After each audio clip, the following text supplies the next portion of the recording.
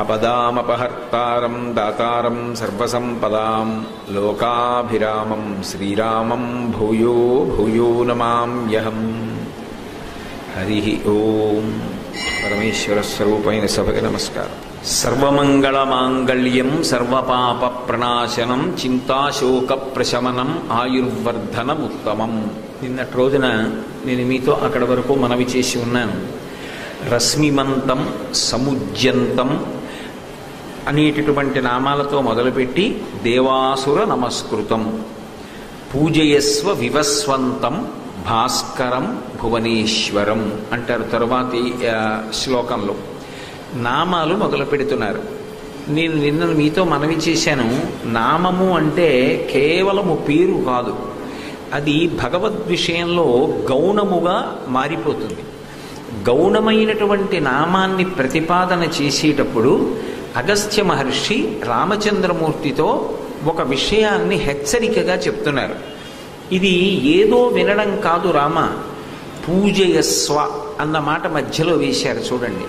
రశ్మిమంతం సముద్యంతం దేవాసుర నమస్కృతం పూజయస్వ వివస్వంతం భాస్కరం భువనేశ్వరం. ఇప్పుడు అందులో పూజయస్వ అన్న మాట తీసేయండి. తీసేస్తే అందులో ఎన్ని నామాలు వస్తాయి ఆ శ్లోకంలో? అందులో ఉన్నవి రశ్మివంతం సముద్యంతం దేవాసుర నమస్కృతం వివస్వంతం భాస్కరం భువనేశ్వరం. అదే పూజయస్వ కలుపుకున్నారనుకోండి 7, పూజించు అని. పూజయస్వ అన్న మాటకు అర్థం ఏంటంటే, రామ ఈ ఆదిత్యుణ్ణి పూజించు అని. ఇప్పుడు మీరు ఇందులో ఒక విషయాన్ని బాగా గమనించవలసి ఉంటుంది. పూజించు అన్న మాట లౌకికంగా ప్రయోగించామనుకోండి, అయ్యా మీరు పూజ చేసుకురండి అన్నాను అనుకోండి, దాని అర్థం ఏమిటి? దానికి కొన్ని సంబారాలు ఉంటాయి, అక్కడ ఒక మూర్తి ఉంటుంది. అది శ్రీ మహావిష్ణువు కానివ్వండి, శివలింగం కానివ్వండి, శారదా పరమేశ్వరి కానివ్వండి, కామాక్షి కానివ్వండి, తత్వతః అవన్నీ ఒక్కటే అయినా ఏదో మనసుకి ఇష్టాయిష్టములనేటటువంటి ఉంటాయి. కాబట్టి దేని యందు ప్రీతితో మనసు నిలబడుతుందో అటువంటి మూర్తిని ఒకదాన్ని సాకారంతో ఎదురుగుండా పెట్టుకుంటాం. పెట్టుకుని దానికి కొన్ని ఉపచారములు చేస్తాం. షోడశోపచారములు అంటారు కదా, అటువంటి ఉపచారములు ఏదో ధ్యాయామి, ఆవాహయామి, ఆసనం సమర్పయామి, ఏదో పాదయోహో పాద్యం హస్తయోహో అద్యం, ముఖే ఆచమనీయం, స్నానం, వస్త్రద్వయం, యజ్ఞోపవీతం, ఇలా ఏవో ఉపచారాలు చేస్తాం, 16 ఉపచారాలు. అప్పుడు పూజ చేశాడు అని అంటాం. పూజ చెయ్యండి అన్న మాటకి బాహ్యార్థం అంతే.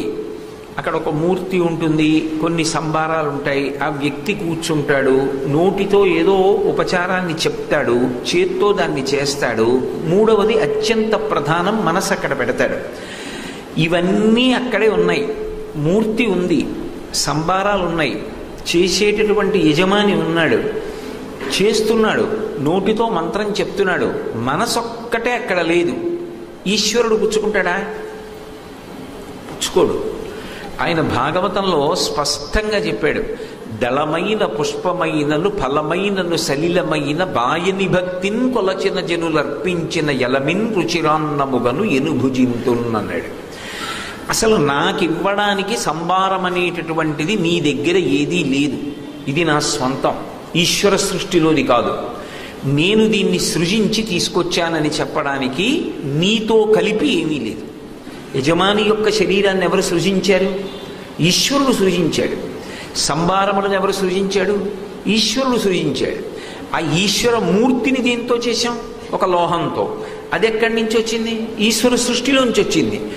కాబట్టి నువ్వు తీసుకొచ్చాను అని చెప్తున్నవి ఏవున్నాయో, నువ్వు పలుకుతున్న మంత్రం ఏదుందో అది కూడా నేనిచ్చింది. వేదరాశిలు నువ్వు అని ఇచ్చేది ఏదైనా ఉంటే, నేను అన్నప్పుడు ఇలా చూపించడానికి కారణమైన నీ మనసు నా దగ్గర పెడితే పూజ అవుతుంది.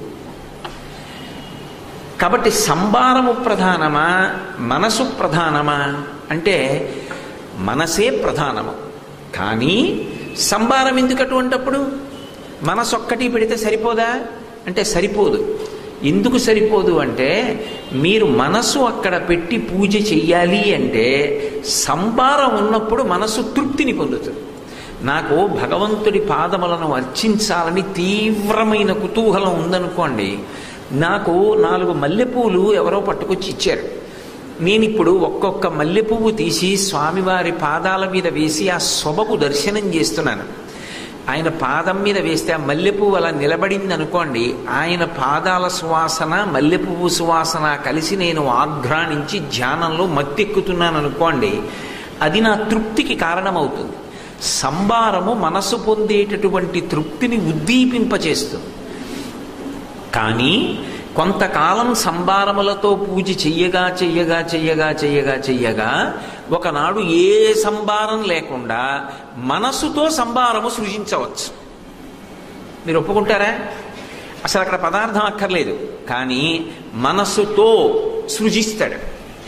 ఏదో ప్రదోషవేళ అవుతోంది అనుకోండి, నేను అలా కూర్చున్నాను, నాకు అనిపించింది ఓ ఇవాళ ఏకాదశి కదూ, అందున వసంత నవరాత్రుల్లో శ్రీరామనవమి తర్వాత వచ్చిన ఏకాదశి కదూ, ఇప్పుడు నేను శ్రీ మహావిష్ణువు యొక్క పాదాల మీద లక్ష్మీదేవి యొక్క పాదాల మీద అప్పుడే సాయంకాలం బాగా ఏదో చిన్న చినుకు పడేటప్పటికి చల్లటి గాలి వేసి అరవిరిసినటువంటి చెంగల్వ పూలు తీసుకొచ్చి పూజ చేస్తే అని అనిపించింది నాకు. మీరు చూసి ఉంటారు, చాలా గొడుగులా ఉండి చాలా మంచి మధురమైన వాసన వస్తుంది. అప్పుడు నేను పూజలో ఒక్కడిని కాను, నేనేం చేశానంటే స్నానం చేసి రారా అని మా అబ్బాయిని పిలిచి వాడు సంధ్యావందనం చేసుకుని వాడు మొక్క దగ్గరికి వెళ్ళి ఒక్కొక్క పువ్వు తుంచి తట్టలో పెట్టి వాళ్ళమ్మకి ఇస్తున్నాడు. వాళ్ళమ్మ తట్ట తెచ్చి నాకు ఇస్తోంది పూలతోటి. నేను ఒక్కొక్క పువ్వు పట్టుకుని ఆ తట్ట పట్టుకుని ఒక్కొక్క పువ్వు తీసి స్వామివారి మీద ఓం కేశవాయ నమః, ఓం నారాయణాయ నమః అని పువ్వు ఉంచుతున్నాను. ఇప్పుడు నా పూజలోకి నేనొక్కడిని కాను, నా ఇంట్లో ఒక పూల తోట, అందులో చెంగల్వ పూలు, అవి బాగా పూసాయి. నా కొడుకు కోసి వాళ్ళమ్మకి ఇస్తున్నాడు, వాళ్ళమ్మ నాకు ఇస్తోంది. నా బుట్టలో ఉన్నవి పూర్తయిపోయేటప్పటికి మళ్ళీ ఇంకో బుట్ట అందిస్తున్నారు. నా పూజలోకి ఎంతమంది కలిశారు? నా భార్య కొడుకు కూడా కలిసిపోయారు. కలిసిపోయి ఇప్పుడు అక్కడ లేని చెంగల్వ పూలని మనసు సృజించింది కదూ. కాబట్టి సంభారంతో పూజ చేయగా చేయగా ఒకనాడు సంభారం దగ్గర లేకపోయినా ఒక అక్షత చేత్తో పట్టుకుంటే నువ్వు ఏవివ్వాలనుకుంటున్నావో దాన్ని మనసు చేత సృజించి చూడాలి, అప్పుడేది పూజ. అందుకే అత్యంత ప్రధానమేది అంటే మనసు ఒక్కటే. నిజానికి ఎన్ని తీసుకొచ్చి అక్కడ పెట్టనివ్వండి, మనసు నిలబడనప్పుడు మీరు ఎంతసేపు కూర్చున్నారన్నదాన్ని ఈశ్వరుడు స్వీకరించడు. పత్రం పుష్పం ఫలం తోయం యోమే భక్త్యా ప్రయచ్చతి. మీరు మనసక్కడ పెట్టి కూర్చున్నది నిజమైతే ఎంతసేపు కూర్చున్నారన్నదానితో ఆయనకేవి సంబంధం లేదు. మీరు ఏం సమర్పించారు అన్నదాంతో ఆయనకి సంబంధం లేదు. అసలు నిజంగా నేను మీతో ఒక విషయం చెప్పాలంటే, మనం చేసేటటువంటి పూజలో చాలా ఉపచారాలు మన నోటితో మంత్రపురస్సరంగా చెప్పినవి అక్కడ జరగవు.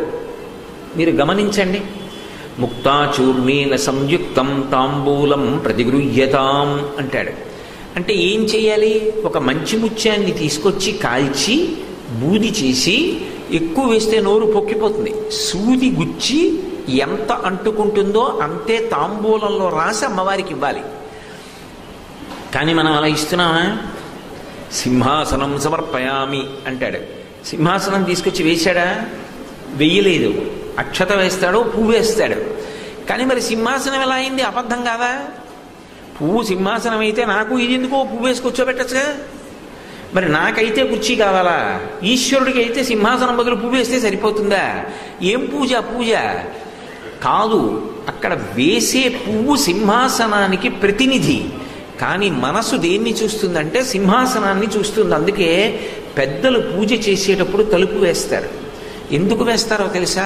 ఆ పూజ పిచ్చివాడు చేసే పూజలా కనపడుతుంది. ఏమిట్రా పూజ అయింది అనిపిస్తుంది, కానీ ఆయన నిజంగా అనుభవిస్తాడు పూజలో.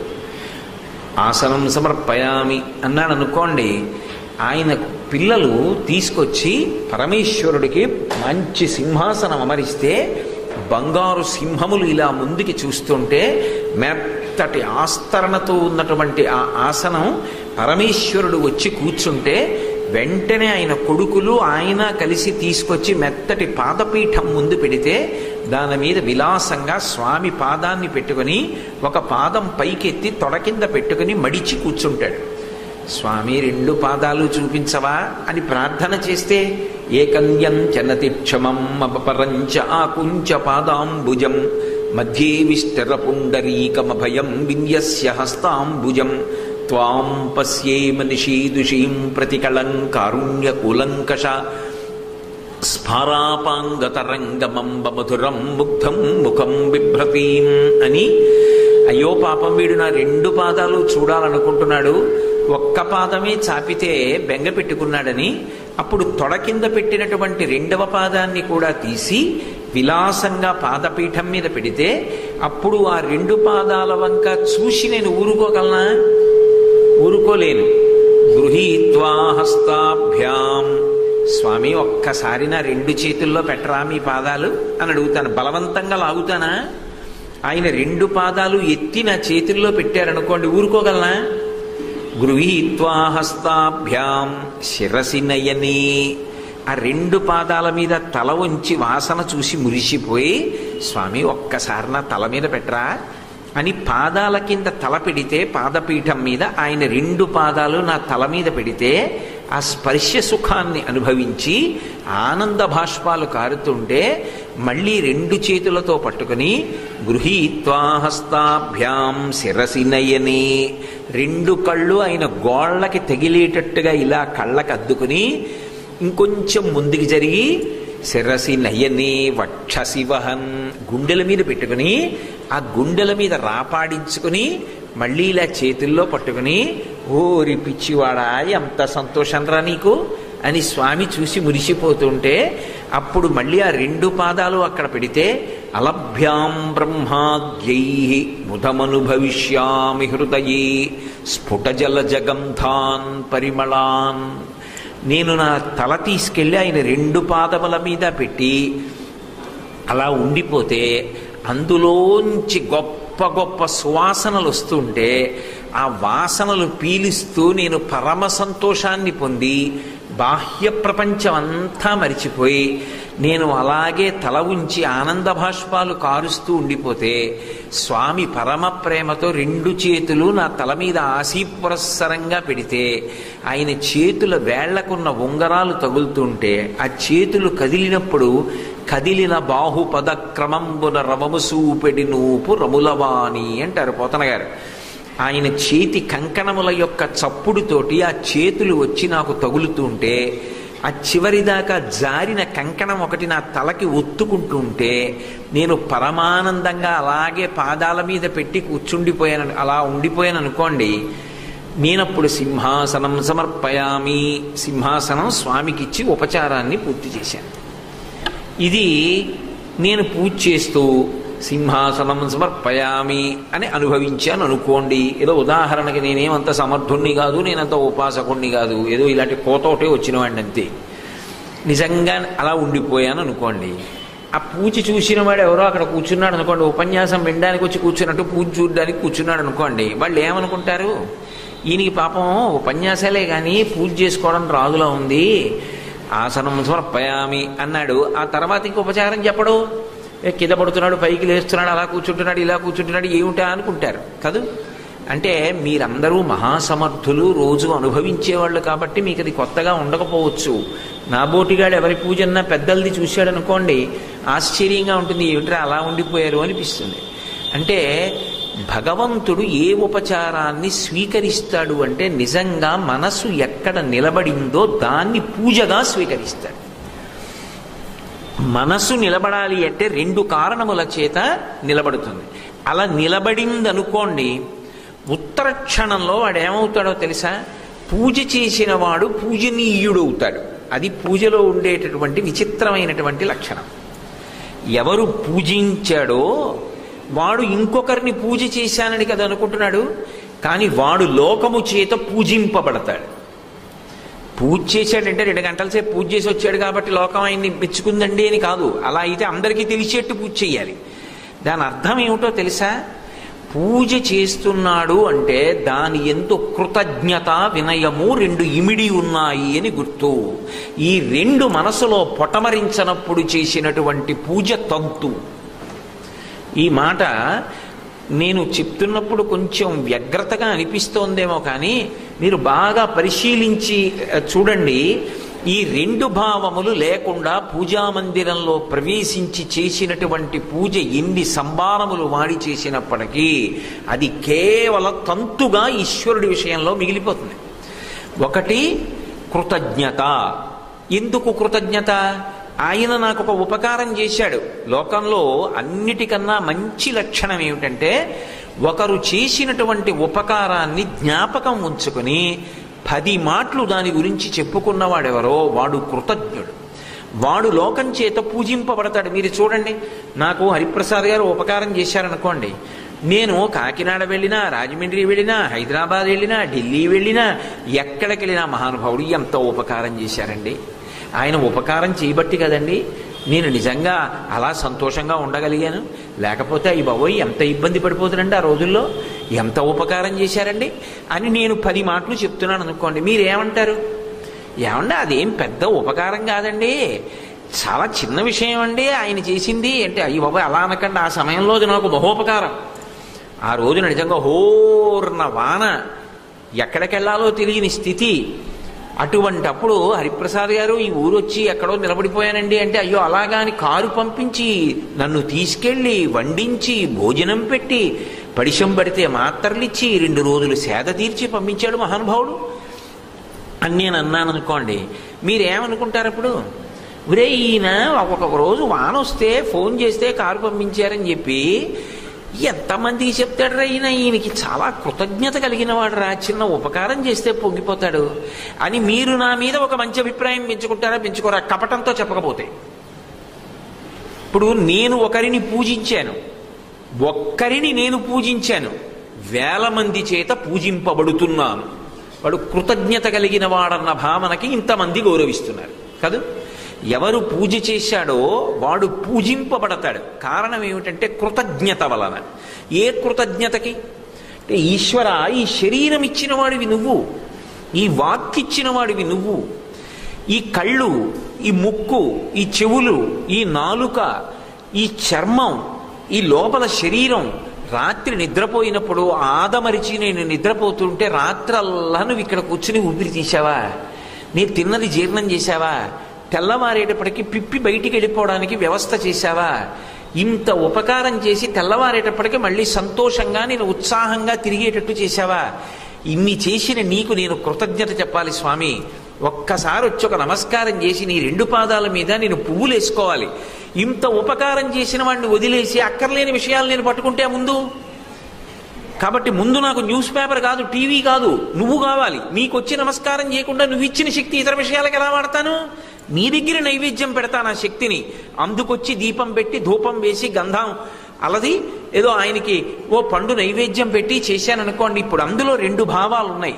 ఒకటి కృతజ్ఞత, ఈశ్వరుని యందు కృతజ్ఞతాభావం ఉంది.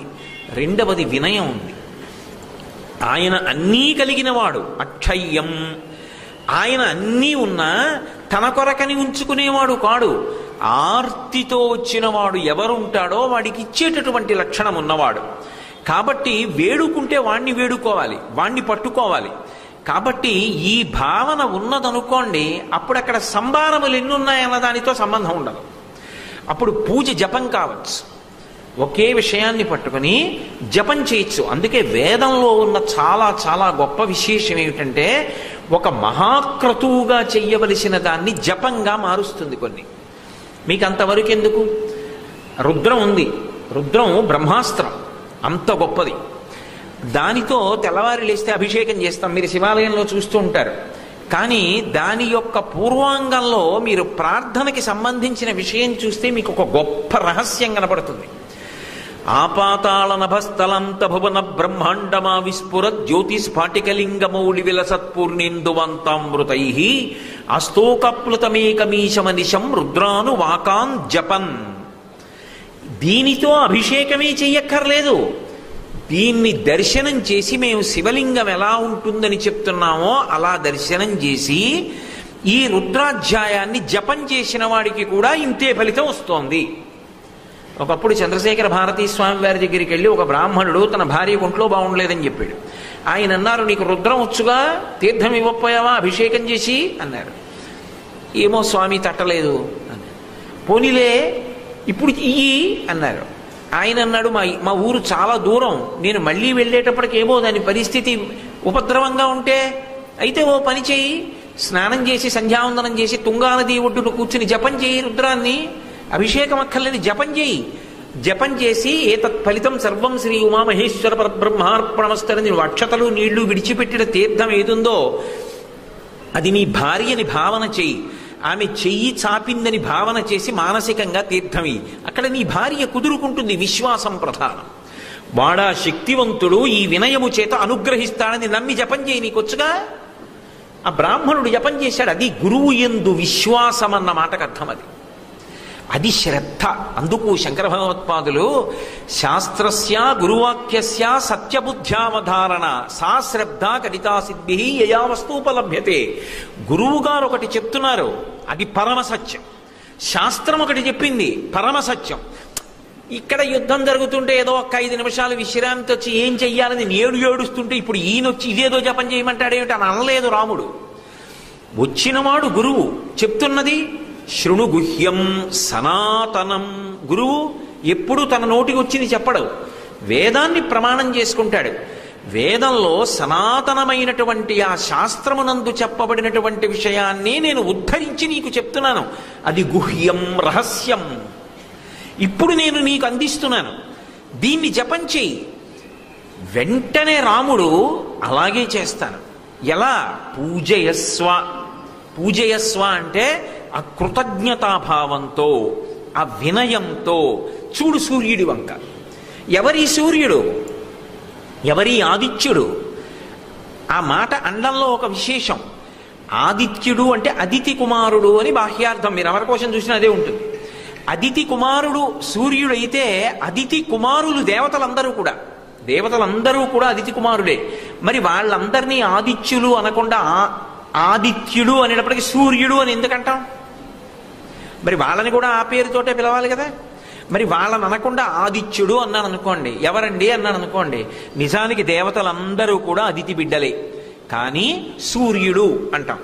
ఏమి ఆదిత్య శబ్దం సూర్యుడికి ఎందుకు అన్వయం అంటే దాని వెనక ఒక రహస్యం ఉంది.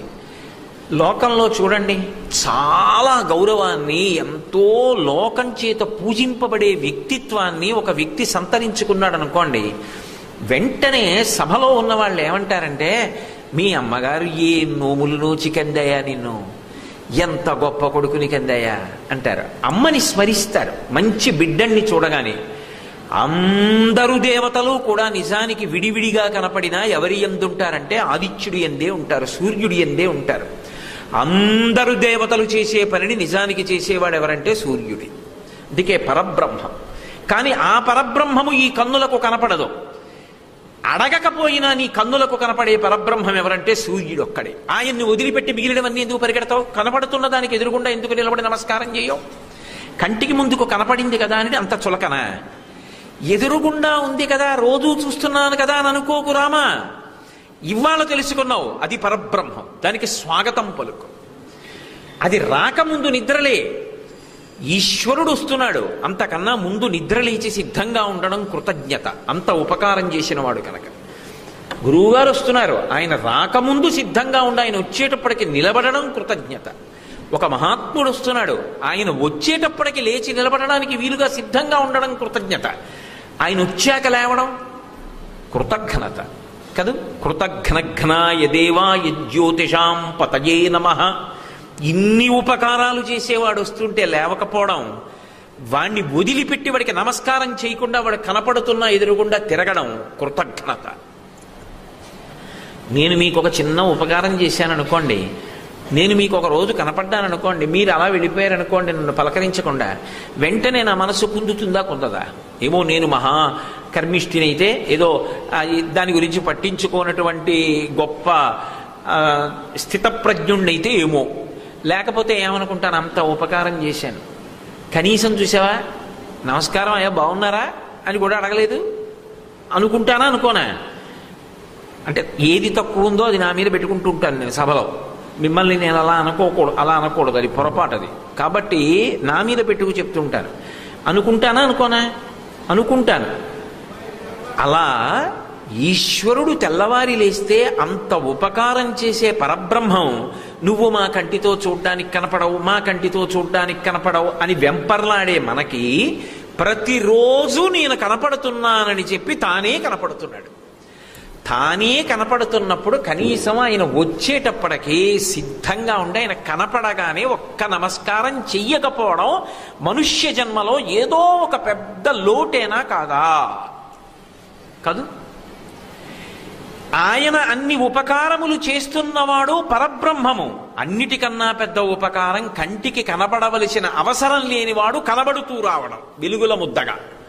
మామూలుగా ఒక మూర్తిగా ఉన్నాడనుకోండి, మీ కంటికి శక్తి ఉండాలి చూడ్డానికి, వెలుగు కంటిని ఆకర్షిస్తుంది.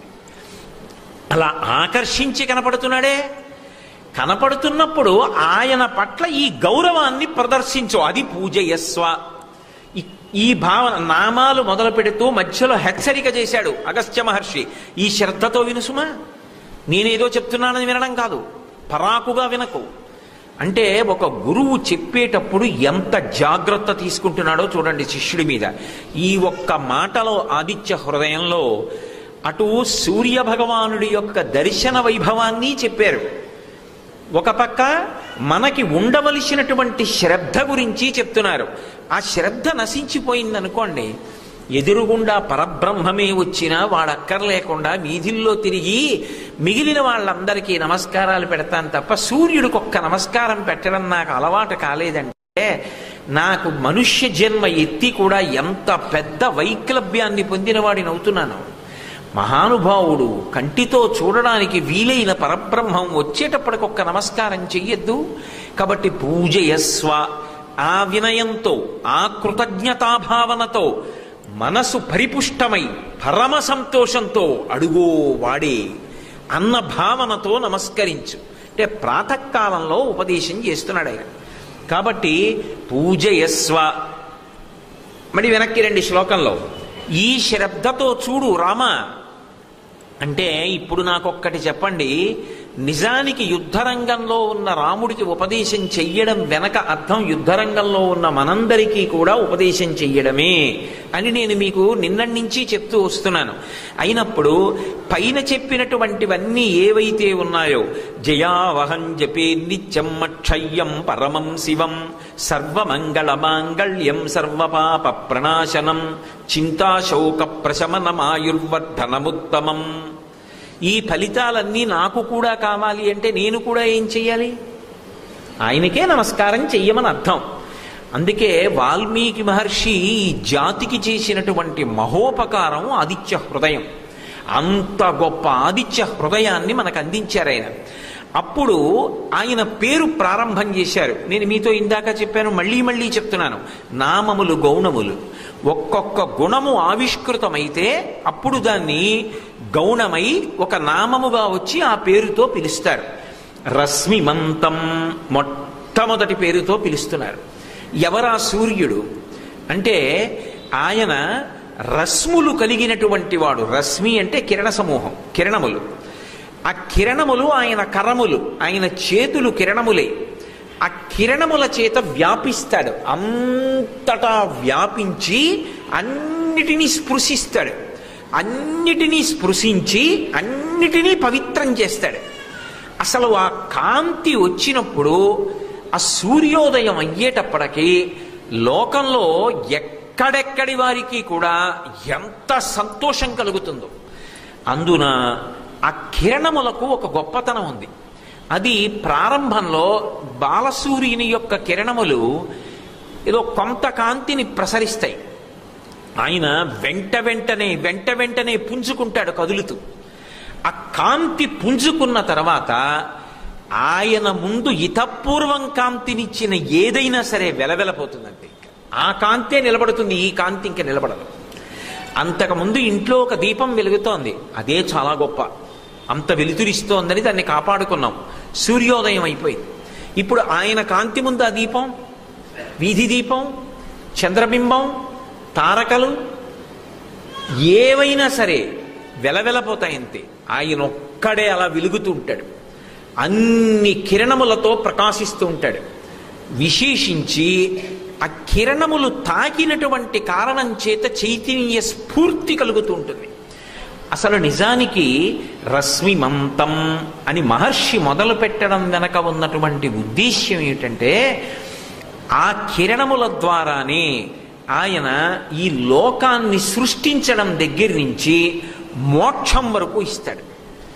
సాధారణంగా భగవానుణ్ణి మూడు మూర్తులుగా చెప్పారనుకోండి, సృష్టికర్త, స్థితికర్త, ప్రళయకర్త అంటాం. అన్ని వేళలా అందరికీ మోక్షం రాకపోవచ్చు, పునర్జన్మలోకి వెళ్ళిపోవచ్చు. కానీ సూర్యుణ్ణి ఉపాసన చేసినటువంటి వారు లోపల ఉండేటటువంటి చీకటిని పోగొట్టుకుంటారు. లోపల ఉన్న అజ్ఞానం పోయి జ్ఞానము కలిగిన కారణం చేత మోక్షాన్ని కూడా పొందుతారు. అందుచేతనే శంకరాచార్యుల వారు షణ్మత స్థాపనాచార్యులై మహానుభావుడు 6 ఉపాసనా మార్గములను స్థిరీకరించారు. ఈ 6 మూర్తులలో ఏ మూర్తిని పట్టుకున్నా నీకు మోక్షము వరకు ఇవ్వగలడు పరబ్రహ్మస్వరూపమని. 1 శివుడు, శైవం అంటారు. 2 శాక్తేయము, అమ్మవారి పూజ. 3 కౌమారము, సుబ్రహ్మణ్యేశ్వర స్వామి పూజ. గణాపత్యము, విఘ్నేశ్వరుడి పూజ. 5 వైష్ణవం, శ్రీ మహావిష్ణువుని అర్చన చేయడం. అలాగే 6వది మహానుభావుడైనటువంటి సూర్యనారాయణమూర్తిని ఉపాసన చేయడం. ఇవి 6 కూడా సౌరం అంటారు. ఈ 6 కూడా మోక్షము వరకు ఒక యజమానిని తీసుకెళ్లగలిగినటువంటి సమర్థవంతమైనటువంటి స్వరూపములు. మళ్ళీ ఇందులో పరబ్రహ్మంగా మీకు వెలిగిస్తే తప్ప సుబ్రహ్మణ్య దర్శనం లేదు. అసలు నిజానికి షణ్మత స్థాపనాచార్యులైనటువంటి శంకరాచార్యుల వారు పంచాయతన పూజలో 5గురికే స్థానం ఇచ్చారు.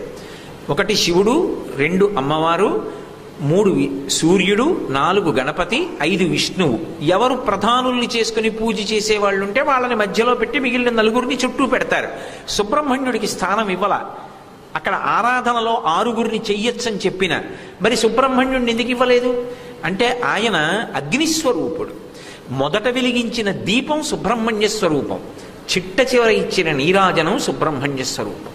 అసలు సుబ్రహ్మణ్యుడి సన్నిధానంలోనే పూజ జరుగుతుంది. అందుకే ఇక సుబ్రహ్మణ్యుడికి మూర్తి ఉండాలి అని శంకరాచార్యులు వారు ప్రతిపాదన చేయలే. అందుకే సాలగ్రామం కూడా చెప్పలా. మిగిలిన 5గురికి మూర్తులు పెట్టకపోతే 5గురికి 5 మూర్తుల పనుపున 5 సాలగ్రామములు ఉంచుతారు. అందుకే ఎందుకు ఉంచారో తెలుసా? ఇది ఈ జాతి గొప్పతనం. దేనికైనా ఇంట్లో చోటు లేదు అని మానేసేయి, ఉపద్రవం లేదు. ఒక్క పూజ ఇంట్లో చోటు లేదని మాత్రం మానవద్దు. అందుకు శంకర భగవత్పాదులు పంచాయతని పూజని సాలగ్రామాల్లోకి మార్చారు. మార్చేటప్పుడు కూడా ఆయన ఎంత జాగ్రత్త తీసుకున్నారంటే సాధారణంగా ఈ దేశమంతటా పూజింపబడేవాడెవరు అన్నదానికి వెంటనే చెప్పే సమాధానం ఏమిటంటే పరమశివుడు.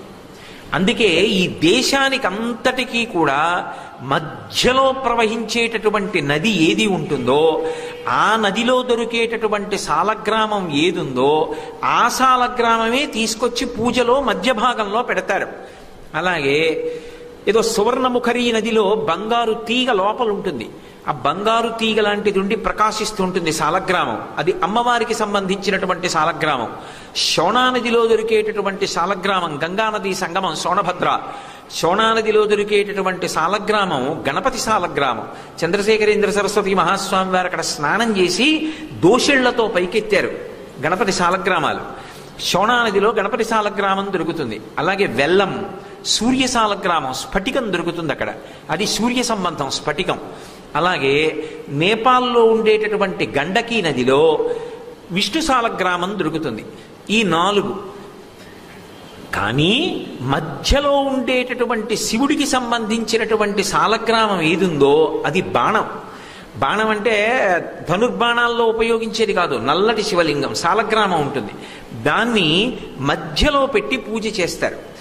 అంటే శివుడు మధ్యలో పెట్టి చేయడానికి దేశం మధ్యలో కూడా నిజానికి శివ సాలగ్రామమే దొరుకుతుంది. అంటే ఈ దేశము పూజా మందిరం అయితే మధ్యలో ఉన్నవాడు శివుడు. అంటే ఈ దేశం అనాదిగా ఎవరిని పూజ చేసింది అంటే శివుణ్ణి పూజ చేసింది అని గుర్తు. ఇప్పుడు ఈ 5 సాలగ్రామాలు ఉన్నాయనుకోండి, పూజా మందిరం కూడా అక్కర్లా, మా ఇంట్లో చోట్లేదు అనద్దు. ఓ చిన్న పెట్టి తీసుకుని 5 సాలగ్రామాలు ప్రతిరోజు పళ్ళెంలో పెట్టి కడిగేసి తుడిచేసి కాస్త గంధము బొట్టు పెట్టి ఓ తులసాకు ఓ మారేడు దళం వేసి నీ దగ్గర ఉంటేది నైవేద్యం, ఓ బెల్లంగడ్డ నైవేద్యం పెట్టి ఈ 5 తీసుకెళ్లి ఓ చిన్న పెట్టిలో పెట్టి తీసి గూడు మీద పెట్టుకో, నీ ఇంట్లో పూజ పూర్తవుతాడు. దేనికైనా చోట్లేదను, పూజకి చోటు లేదు అనవద్దు. ఎందుచేత అంటే చిన్న పెట్టెతో పూజ చేయవచ్చు. శంకరుల యొక్క పంచాయతన సిద్ధాంతం అంత గొప్పది. ప్రతి ఇంట పూజ జరగాలి, ప్రతి ఇంట గంట వినబడాలి. అందుకోసం శంకర భగవత్పాదులు వైదికమైన మార్గాన్ని అంత కిందకి తీసుకొచ్చేశారు.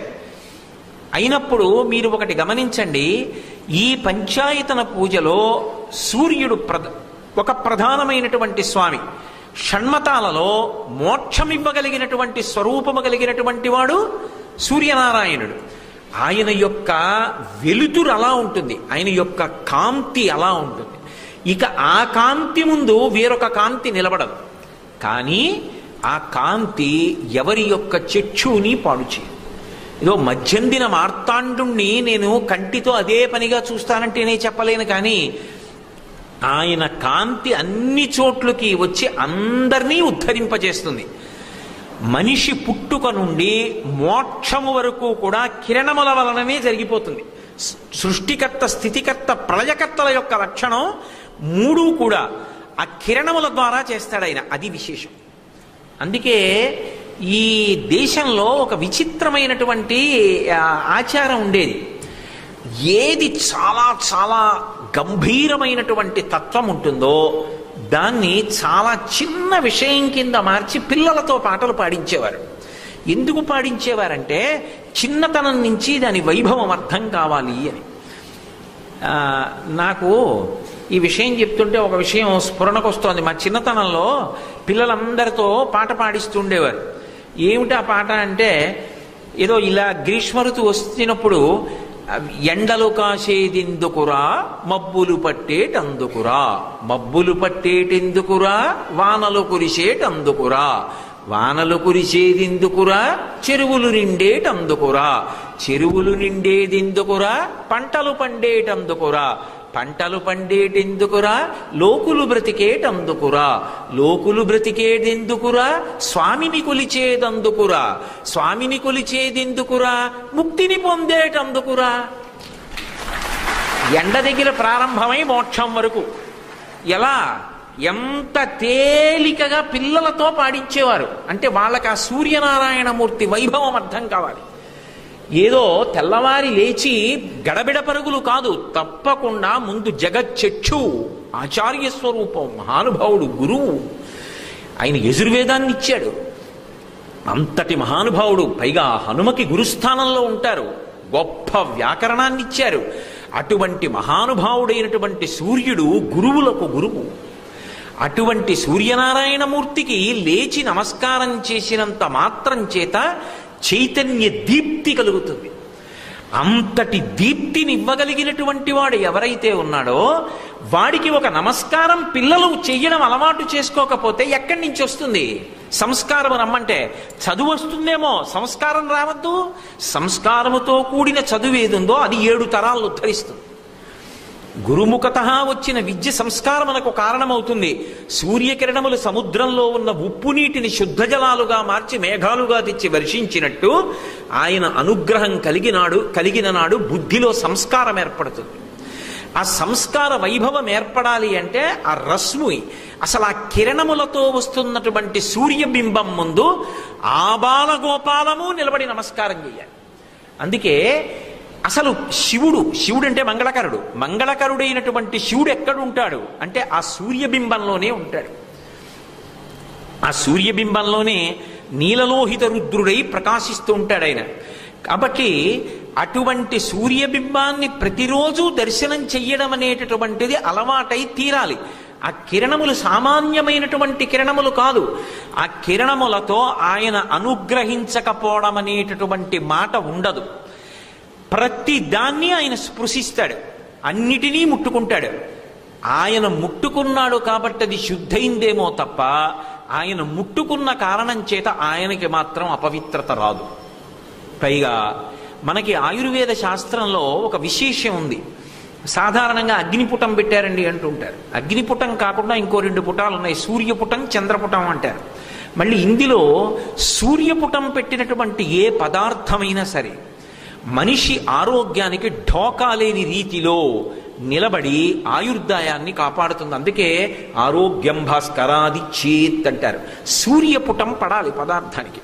సూర్యపుటం పడ్డం అంటే దాని అర్థం అత్యంత ప్రధానమైనవి ఏముంటాయో అవి సూర్యతప్తం చేస్తారు. అప్పడాలు ఉన్నాయనుకోండి, ముందు మూకుట్లో నూనెలో వేయించుకోవడం కన్నా ముందు దాన్ని పిండి చేసి ఒత్తి సూర్యకిరణాలకు ఎదురుగుండా పెడతారు. సూర్యకిరణాలు పెడితే ఏదో పళపళలాడుతూ విరిగిపోయేటట్టుగా అయిపోతాయి. జాగ్రత్తగా డబ్బాలో పెట్టి ఒక్కొక్కటి తీసి అమ్మ ఆ కుంపటి మీద కాల్చి కొద్దిగా నూనె రాసి వేస్తే ఇంత అన్నం తినేవాడు అంత అన్నం తింటాడు.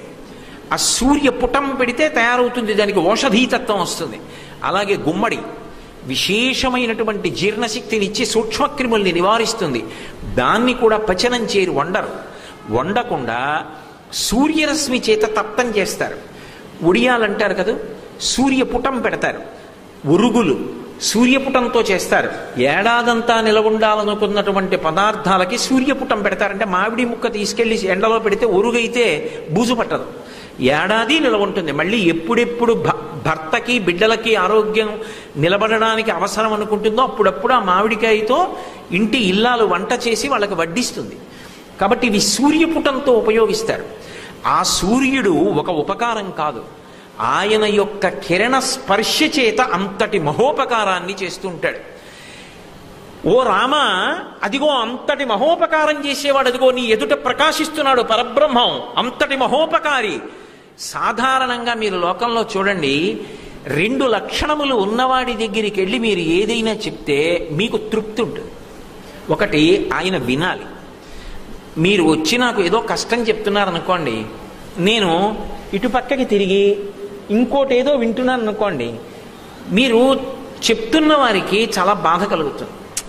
నేను ఇంత కష్టం చెప్తుంటే ఆయన అటు తిరిగి ఇంకొకటి ఏదో వింటున్నారు.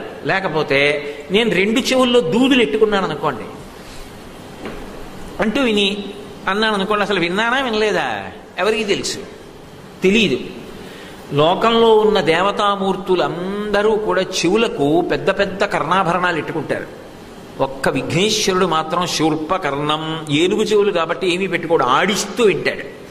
అందుకే విఘ్నేశ్వరుడికి చెప్పడం అంత సంతోషం ఎవరికి చెప్పినా రాదు. 2, మన ఎదురుగుండా అలా నిలబడి వినేవాడు ఎవరంటే సూర్య భగవానుడు. ఆయనకి చెప్పుకున్నంత తృప్తి ఇంకొకటి వినాయకుడి దగ్గర కూడా రాదు. ఎందుకో తెలుసా? నేను ఒక విషయం మీతో చెప్పాను అనుకోండి, కష్టం వచ్చి చెప్పగానే మీరు చెలించిపోయి, ఏం బెంగపెట్టుకోకండి కోటేశ్వరారు, మీరు నమ్ముకున్న భగవంతుడు మిమ్మల్ని కాపాడతాడని మీ 2 చేతులు వేసి నా భుజాల మీద ఇలా తట్టారనుకోండి, నాకెంత సంతోషంగా ఉంటుంది. కిరణములు కర్రములు చేతులు అయినప్పుడు నేను ఆయన దగ్గరికి వెళ్ళి కష్టం చెప్పాననుకోండి, ప్రాతకాలంలో ఉదయిస్తుండగా ఆయనకి ఏదో కష్టం చెప్పుకుని నమస్కారం చేశాననుకోండి, ఆయన కిరణములు నా ఒంటి మీద పడతాయి. అంటే ఆయన చేతులతో ఇలా తట్టి, ఏం బెంగ పెట్టుకోకపోయి నేనున్నాను కదూ అంటున్నాడు. ఇంకా దేనికి బెంగ? అంతటి ఉపశాంతినివ్వగలిగినటువంటి బింబం పరబ్రహ్మస్వరూపం అదిగో ఆ సూర్యనారాయణుడు, అదిగో ఆ ఆదిత్యుడు రశ్మిమంతం. మనం కాదయా, ఈ శాంతి పొందిన వాళ్ళు ఎవరో తెలుసా? బ్రహ్మగారు, శ్రీ మహావిష్ణువు, పరమశివుడు, వీళ్ళు ముగ్గురు సూర్యుడు ఉన్నాడు కదా అని చెప్పి పరమప్రశాంతంగా కాలం గడిపేస్తూ ఉంటాడన్నాడు మయూరకవి. మయూరకవి అని ఒక మహానుభావుడు, ఆయనకి కుష్ఠవ్యాధి వచ్చింది ఒకప్పుడు. వస్తే వ్యాధి ఎలా పోతుందన్నారు. వ్యాధి పోవాలంటే ఒక్క సూర్యోపాసన చేత పోతాయి. అనేక వ్యాధులకు పరిష్కారం సూర్యోపాసన. అసలు నిజానికి ఆరోగ్యమే ఆయన అనుగ్రహం. ఆరోగ్యం భాస్కరాదిచ్చేత్. అందుకే ఆయన నమస్కార ప్రియుడు. ఒక్క నమస్కారం చేస్తే చాలు. అంటే ఆయనకి దండం పెట్టేవాళ్ళు లేరని కాదు దాని ఉద్దేశం. అత్యంత సులభుడు, తేలికగా వశుడవుతాడు. ఇలా అంటే చాలు, మనస్ఫూర్తిగా 5 జ్ఞానేంద్రియాలు 5 కర్మేంద్రియాలు 11వదైన బుద్ధి స్థానాన్ని ఇలా అంటే చాలు. అందుకే సూర్య నమస్కారాలని ప్రత్యేకంగా ఒక ప్రయోగం మనకి సనాతన ధర్మంలో పూర్వం పిల్లలకి కూడా నేర్పేవారు ఆ సూర్య నమస్కారం. అందులోనే వ్యాయామం కూడా ఇమిడి ఉంది. సూర్యకిరణములలో ఉండేటటువంటి తేజస్సుని శరీరం పుచ్చుకోవడానికి వీలుగా అందులో మార్గాన్ని వ్యవస్థీకృతం చేస్తారు. అటువంటి సూర్యుడు ఎవరున్నాడో ఆయన కిరణముల చేత ఇన్ని కార్యములను చేస్తున్నాడు. కాబట్టి అసలు నిజానికి ఎవరు చెయ్యాలో ఆ సృష్టికర్త, స్థితికర్త, ప్రళయకర్త పరమ ప్రశాంతంగా ఉన్నారన్నాడు మయూరకవి. ఆయనక మయూర శతకం చేసిన తర్వాత కుష్ఠవ్యాధి పోయింది. ఆఖరి పద్యం రాయగానే పోయింది ఆయనకి. అంత గొప్ప అనుగ్రహం సూర్యనారాయణమూర్తిది. ఆయన ఏమిటండి, లోకంలో సూర్యోపాసనం చేసి అభ్యున్నతిని పొందిన వాళ్ళు ఎందరో ఉన్నారు. ఆంధ్రదేశానికే చెందిన సర్వమంగళ శాస్త్రి గారు ఒకనకొకప్పుడు పూరీ క్షేత్రానికి వెళ్ళారు. పూరీ క్షేత్రానికి వెళితే జగన్నాథస్వామి వారి ప్రసాదాన్ని రావ్యాకిలో పెట్టారు. పెడితే ఆయన తింటున్నారు. కూర్చుని తింటుంటే ఎవరో ఒక మోఢ్ర పండితుడు వచ్చాడు. ఈయన్ని ఎలా అయినా కొంచెం ఇబ్బంది పెట్టాలని ఆయన అన్నాడు, అయ్యయ్యో రావ్యాకులో ప్రసాదం తింటున్నారా? రావ్యాకు స్వామి పడుకునే ఆకు కదూ, ఆయన పడుకునే శయనం కదూ, వటపత్రశాయి రావ్యాకు మీద పడుకుంటాడు కదూ. అటువంటి స్వామి పడుకునేటటువంటి ఆకుని, అదే మర్యాకు, దాన్ని మీరు అందులో పెట్టుకుని ప్రసాదం తింటున్నారా? తప్పు కదా. స్వామి పడుకునేటటువంటి శయనాన్ని మీరు ఎంగిలి చేశారా అన్నాడు. ఆయనకి కోపం వచ్చింది సర్వమంగళ శాస్త్రి గారు. కోపం వచ్చి ఆయన అన్నారు, నేను స్వామి పడుకునేటటువంటి ఒక ఆకుని ఎంగిలి చేశాను, మీరు స్వామి అవతారాల్లో ఒక అవతారాన్ని మింగేస్తారు కదా అన్నాడు. ఎందుకంటే ఓఢ్రదేశంలో ఒక ఆచారం ఉంది, చేపని జలపుష్పం అంటారు, శాకాహారం, నీటి పువ్వు అని చెప్పి తినేస్తారు చేపని. మీరు అవతారాల్లో ఒకటి కదా మరి మత్స్యావతారం, మీరు ఒక అవతారాన్ని తినేస్తున్నారు కదా అన్నారు సర్వమంగళ శాస్త్రి గారు. ఇద్దరి మధ్య వాదన ప్రబలింది. ఆ వాదనలో ఈయన ఏం చేశారంటే చటుక్కున జగన్నాథస్వామి ప్రసాదాన్ని అవమానించారు. ఆ కోపంలో క్రుద్ధ పాపం న కుర్యాత్క క్రుద్ధో హన్యాద్గురునపి క్రుద్ధ పరుషయావాస నరం సాధు నధిక్షిపేత్. ఆ కోపం వచ్చేసిన వాడికి ఎవరితో ఎలా ప్రవర్తించాలో తెలియదు. చటుక్కున జగన్నాథస్వామి ప్రసాదాన్ని తిరస్కరించి అవమానించారు. అవమానించగానే దృష్టిపోయింది. పోగానే ఆయన సూర్యనారాయణమూర్తిని ఉద్దేశించి శ్లోకాలు చెప్పారు. వెంటనే మళ్ళీ చూపు వచ్చేసింది. సూర్యుడు అంత తేలికగా అనుగ్రహిస్తాడు. మీరు కావ్య పురాణాల్ని పరిశీలనం చేస్తే ఆయన అనుగ్రహము వలన మాత్రమే కష్టములను గడిచినటువంటి వాళ్ళు మీకు ఎందరో కనపడతారు లోకంలో.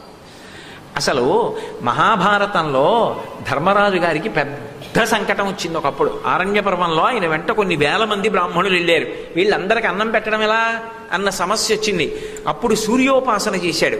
సూర్య భగవానుడు వచ్చి అక్షయ పాత్ర ఇచ్చాడు. ధర్మం కదూ, ఆఖరణ ఇంటి ఇల్లాలు తింటుంది. నీ భార్య ద్రౌపదీదేవి ఇందులో ఆఖరణ భోజనం చేశాక ఇక ఆ రోజున అన్నం ఇవ్వదు. ఆమె తిననంతసేపు ఎంతమంది అతిథులు వచ్చినా ఇందులోంచి పదార్థాలు వస్తూనే ఉంటాయి. ఆ అక్షయ పాత్ర వలన ఇన్ని వేల మంది బ్రాహ్మణులకు భోజనం పెట్టి తేజస్సుని సంతరించుకుని ధర్మరాజు గారు కురుక్షేత్రంలో గెలిచాడు. కారణం ఎవరు? మహానుభావుడు సూర్యనారాయణమూర్తే. ఒకటా రెండా, ఎన్ని సందర్భాలలో ఎంతమందిని అనుగ్రహించాడో.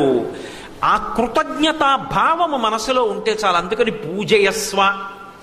ఆ భావన లేకుండా ఏదో యాంత్రికంగా చదవద్దు. ఆ కృతజ్ఞతాభావంతో ఒక్క నమస్కారం చెయ్యి చాలు.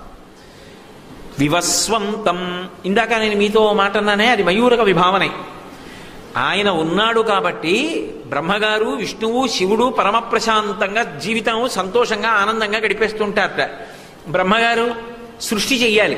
సృష్టి చెయ్యాలంటే ఎప్పుడూ ఏదో కొత్త జీవుణ్ణి ఒక శరీరంలోకి ప్రవేశపెట్టాలి, వాడు చేసిన కర్మ ఏమిటో చూడాలి, దానికి తగిన శరీరాన్ని నిర్మాణం చేయాలి, అందులో పెట్టాలి, ఆ లలాటమునందు వాడు ఏమనుభవించాలో రాయాలి, ప్రారంధాన్ని నిర్ణయం చెయ్యాలి, సంచితంలోంచి తీసేయాలి, ఈ జీవుణ్ణి ఎవరి కడుపులోకి వెళ్లాలో చూడాలి, ఆ కడుపులోకి పంపించాలి, వాడి ప్రారంధం అనుభవించడానికి శరీరం ఇచ్చి పంపించాలి.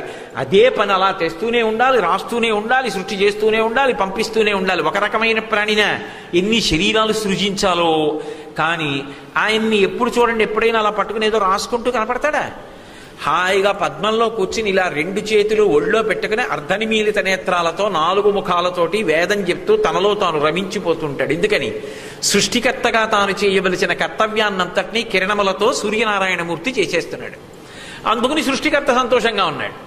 ఇక స్థితికర్త శ్రీ మహావిష్ణువు లోకంలో ఎవరికైనా ఆపద వస్తే వెంటనే రక్షించడం విష్ణువు యొక్క కర్తవ్యం. అది సూర్యనారాయణమూర్తి చేస్తున్నాడు. మహాభారతంలో విరాట పర్వంలో ద్రౌపదీదేవికి తప్పలేదు, కీచకుడి యొక్క గృహానికి వెళ్ళవలసి వచ్చింది. ఆ కీచకుడి యొక్క అక్కగారు ఒత్తిడి చేసిన కారణం చేత పాత్ర పట్టుకుని మద్యం తీసుకురావడం కోసం ఆయన ఇంటికి ఎడుతోంది. ఆవిడికి తెలుసు కీచకుడి ప్రవర్తన సరిగా ఉండదని. ఎవరు తనని రక్షించేవారు? మహాపతివ్రత. అదే ఒక్క నమస్కారం చేస్తే చాలు, ఆ వినయం ఉంటే, ఆ కృతజ్ఞతా భావం ఉంటే ఉత్తర క్షణంలో పలుకుతాడు ఆయన. స్థితికర్త అయి విష్ణువై కాపాడతాడు.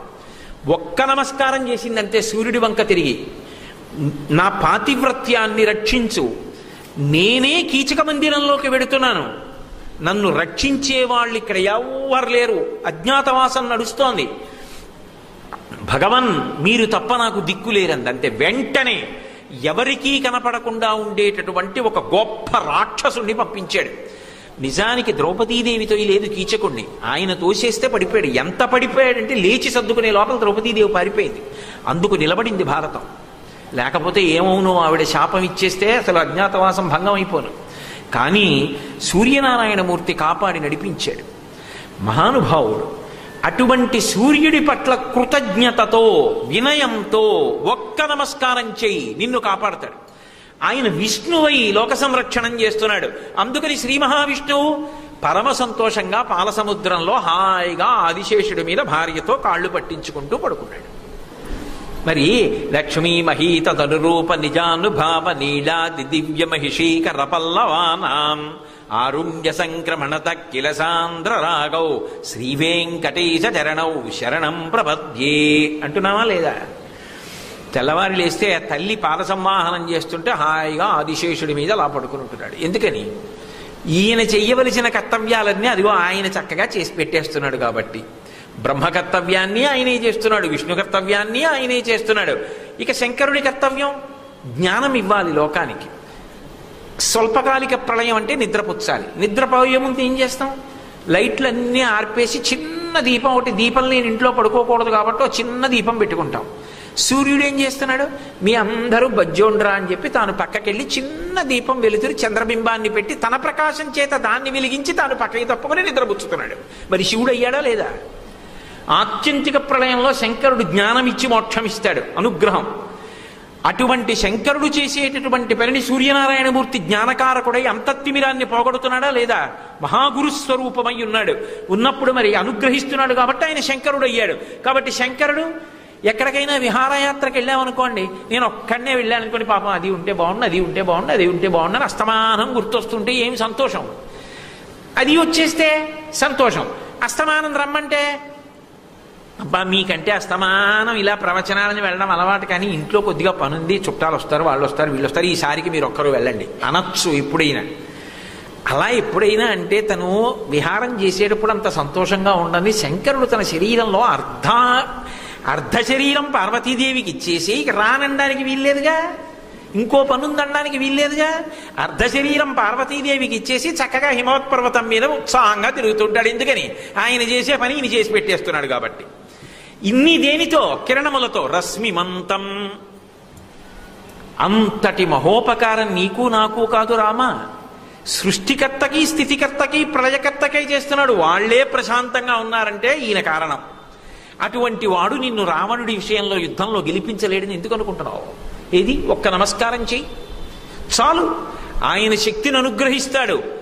ఇప్పటి వరకు నీలో ఉన్నటువంటి ఏ శక్తి నీకు జ్ఞాపకాన్ని రాకుండా శోకము కప్పి చింతగా మార్చిందో ఆ చింత తొలగుతుంది, ఉత్సాహాన్ని పుంజుకుంటావు. అంతే, స్ఫురణకొస్తాయి రావణ మరణం తథ్యం. కాబట్టి పూజయస్వ వివస్వంతం, ఆ ఆ రశ్మివంతం సముద్యంతం. అటువంటి సూర్యుడికి ఉదయించే లక్షణం ఉన్నది. నిజానికి ఆయన కాదు ఉదయించేది. ఎందుకనంటే భూమి తన చుట్టూ తాను తిరుగుతూ సూర్యుడి చుట్టూ తిరుగుతూ ఉంటుంది. తిరుగుతున్నప్పుడు తన చుట్టూ తాను తిరగడంలో రేయింబవళ్ళు ఏర్పడుతున్నాయి. నిజానికి సూర్యునికి ఉదయము లేదు, సూర్యునికి అస్తమయము లేదు. కానీ ఆయనే పరబ్రహ్మమై భూమి తన చుట్టూ తాను తిరిగేటట్టుగా చేసి రాత్రింబవళ్ళు ఏర్పాటు చేసి లోకాన్ని కాపాడుతున్నాడు. అదే రోహిణీ కార్తెతో రాత్రి పగలు ఉండిపోయింది అనుకోండి, పడగలవా? రాత్రంటూ ఒకటి వస్తోంది కాబట్టి అమ్మయ్యా అని వీధరుగు మీదకి వచ్చి కూర్చుని ఇవాళ ఎంత ఉష్ణోగ్రత అని చెప్పుకుని ఎండుటాకులు కాలిపోతున్నాయి బాబోయ్, గోడలు వేడెక్కిపోయి అని శుభ్రంగా ఉన్న చొక్కా బనీను కూడా విప్పేసి ఓ తువ్వాలోటి భుజం మీద వేసుకుని అది పెట్టి విసురుకుంటూ వీధిలో నొలక మంచం వేసుకు పడుకుని ఆనందపడిపోతున్నాడు చంద్రబింబాన్ని చూస్తూ, ఏదో గుర్తొచ్చిన పద్యాలు చెప్పుకుంటూ. ఆయన పక్కకి తప్పుకోవడం బట్టి కదా, దానికోసమని భూమి తన చుట్టూ తాను తిరిగేటట్టు చేశాడు. తిరుగుతూ సూర్యుడి చుట్టూ తిరుగుతుంది ఋతువుల కోసమని. ఇన్ని చేసేటప్పుడు నిజానికి ఆయనకి ఉదయించడం అన్నమాట అన్వయం కాకపోయినా భూమి తన చుట్టూ తాను తిరగడంలో ఉదయం వేళలో సూర్య ఉదయం కనపడుతోంది. ఆ సూర్యోదయం సామాన్యం కాదు. అది అక్కడ మహానుభావుడు అగస్త్యుని యొక్క హృదయం. సముద్యంతం ఆ సూర్యోదయం ఉన్నదే రామ, అది పరమాద్భుతం. అసలు అది చైతన్య స్ఫోరకం. శంకరాచార్యులు వారు సౌందర్యలహరి చేస్తూ ఒక అద్భుతమైన మాట వాడతారు అమ్మవారి విషయంలో.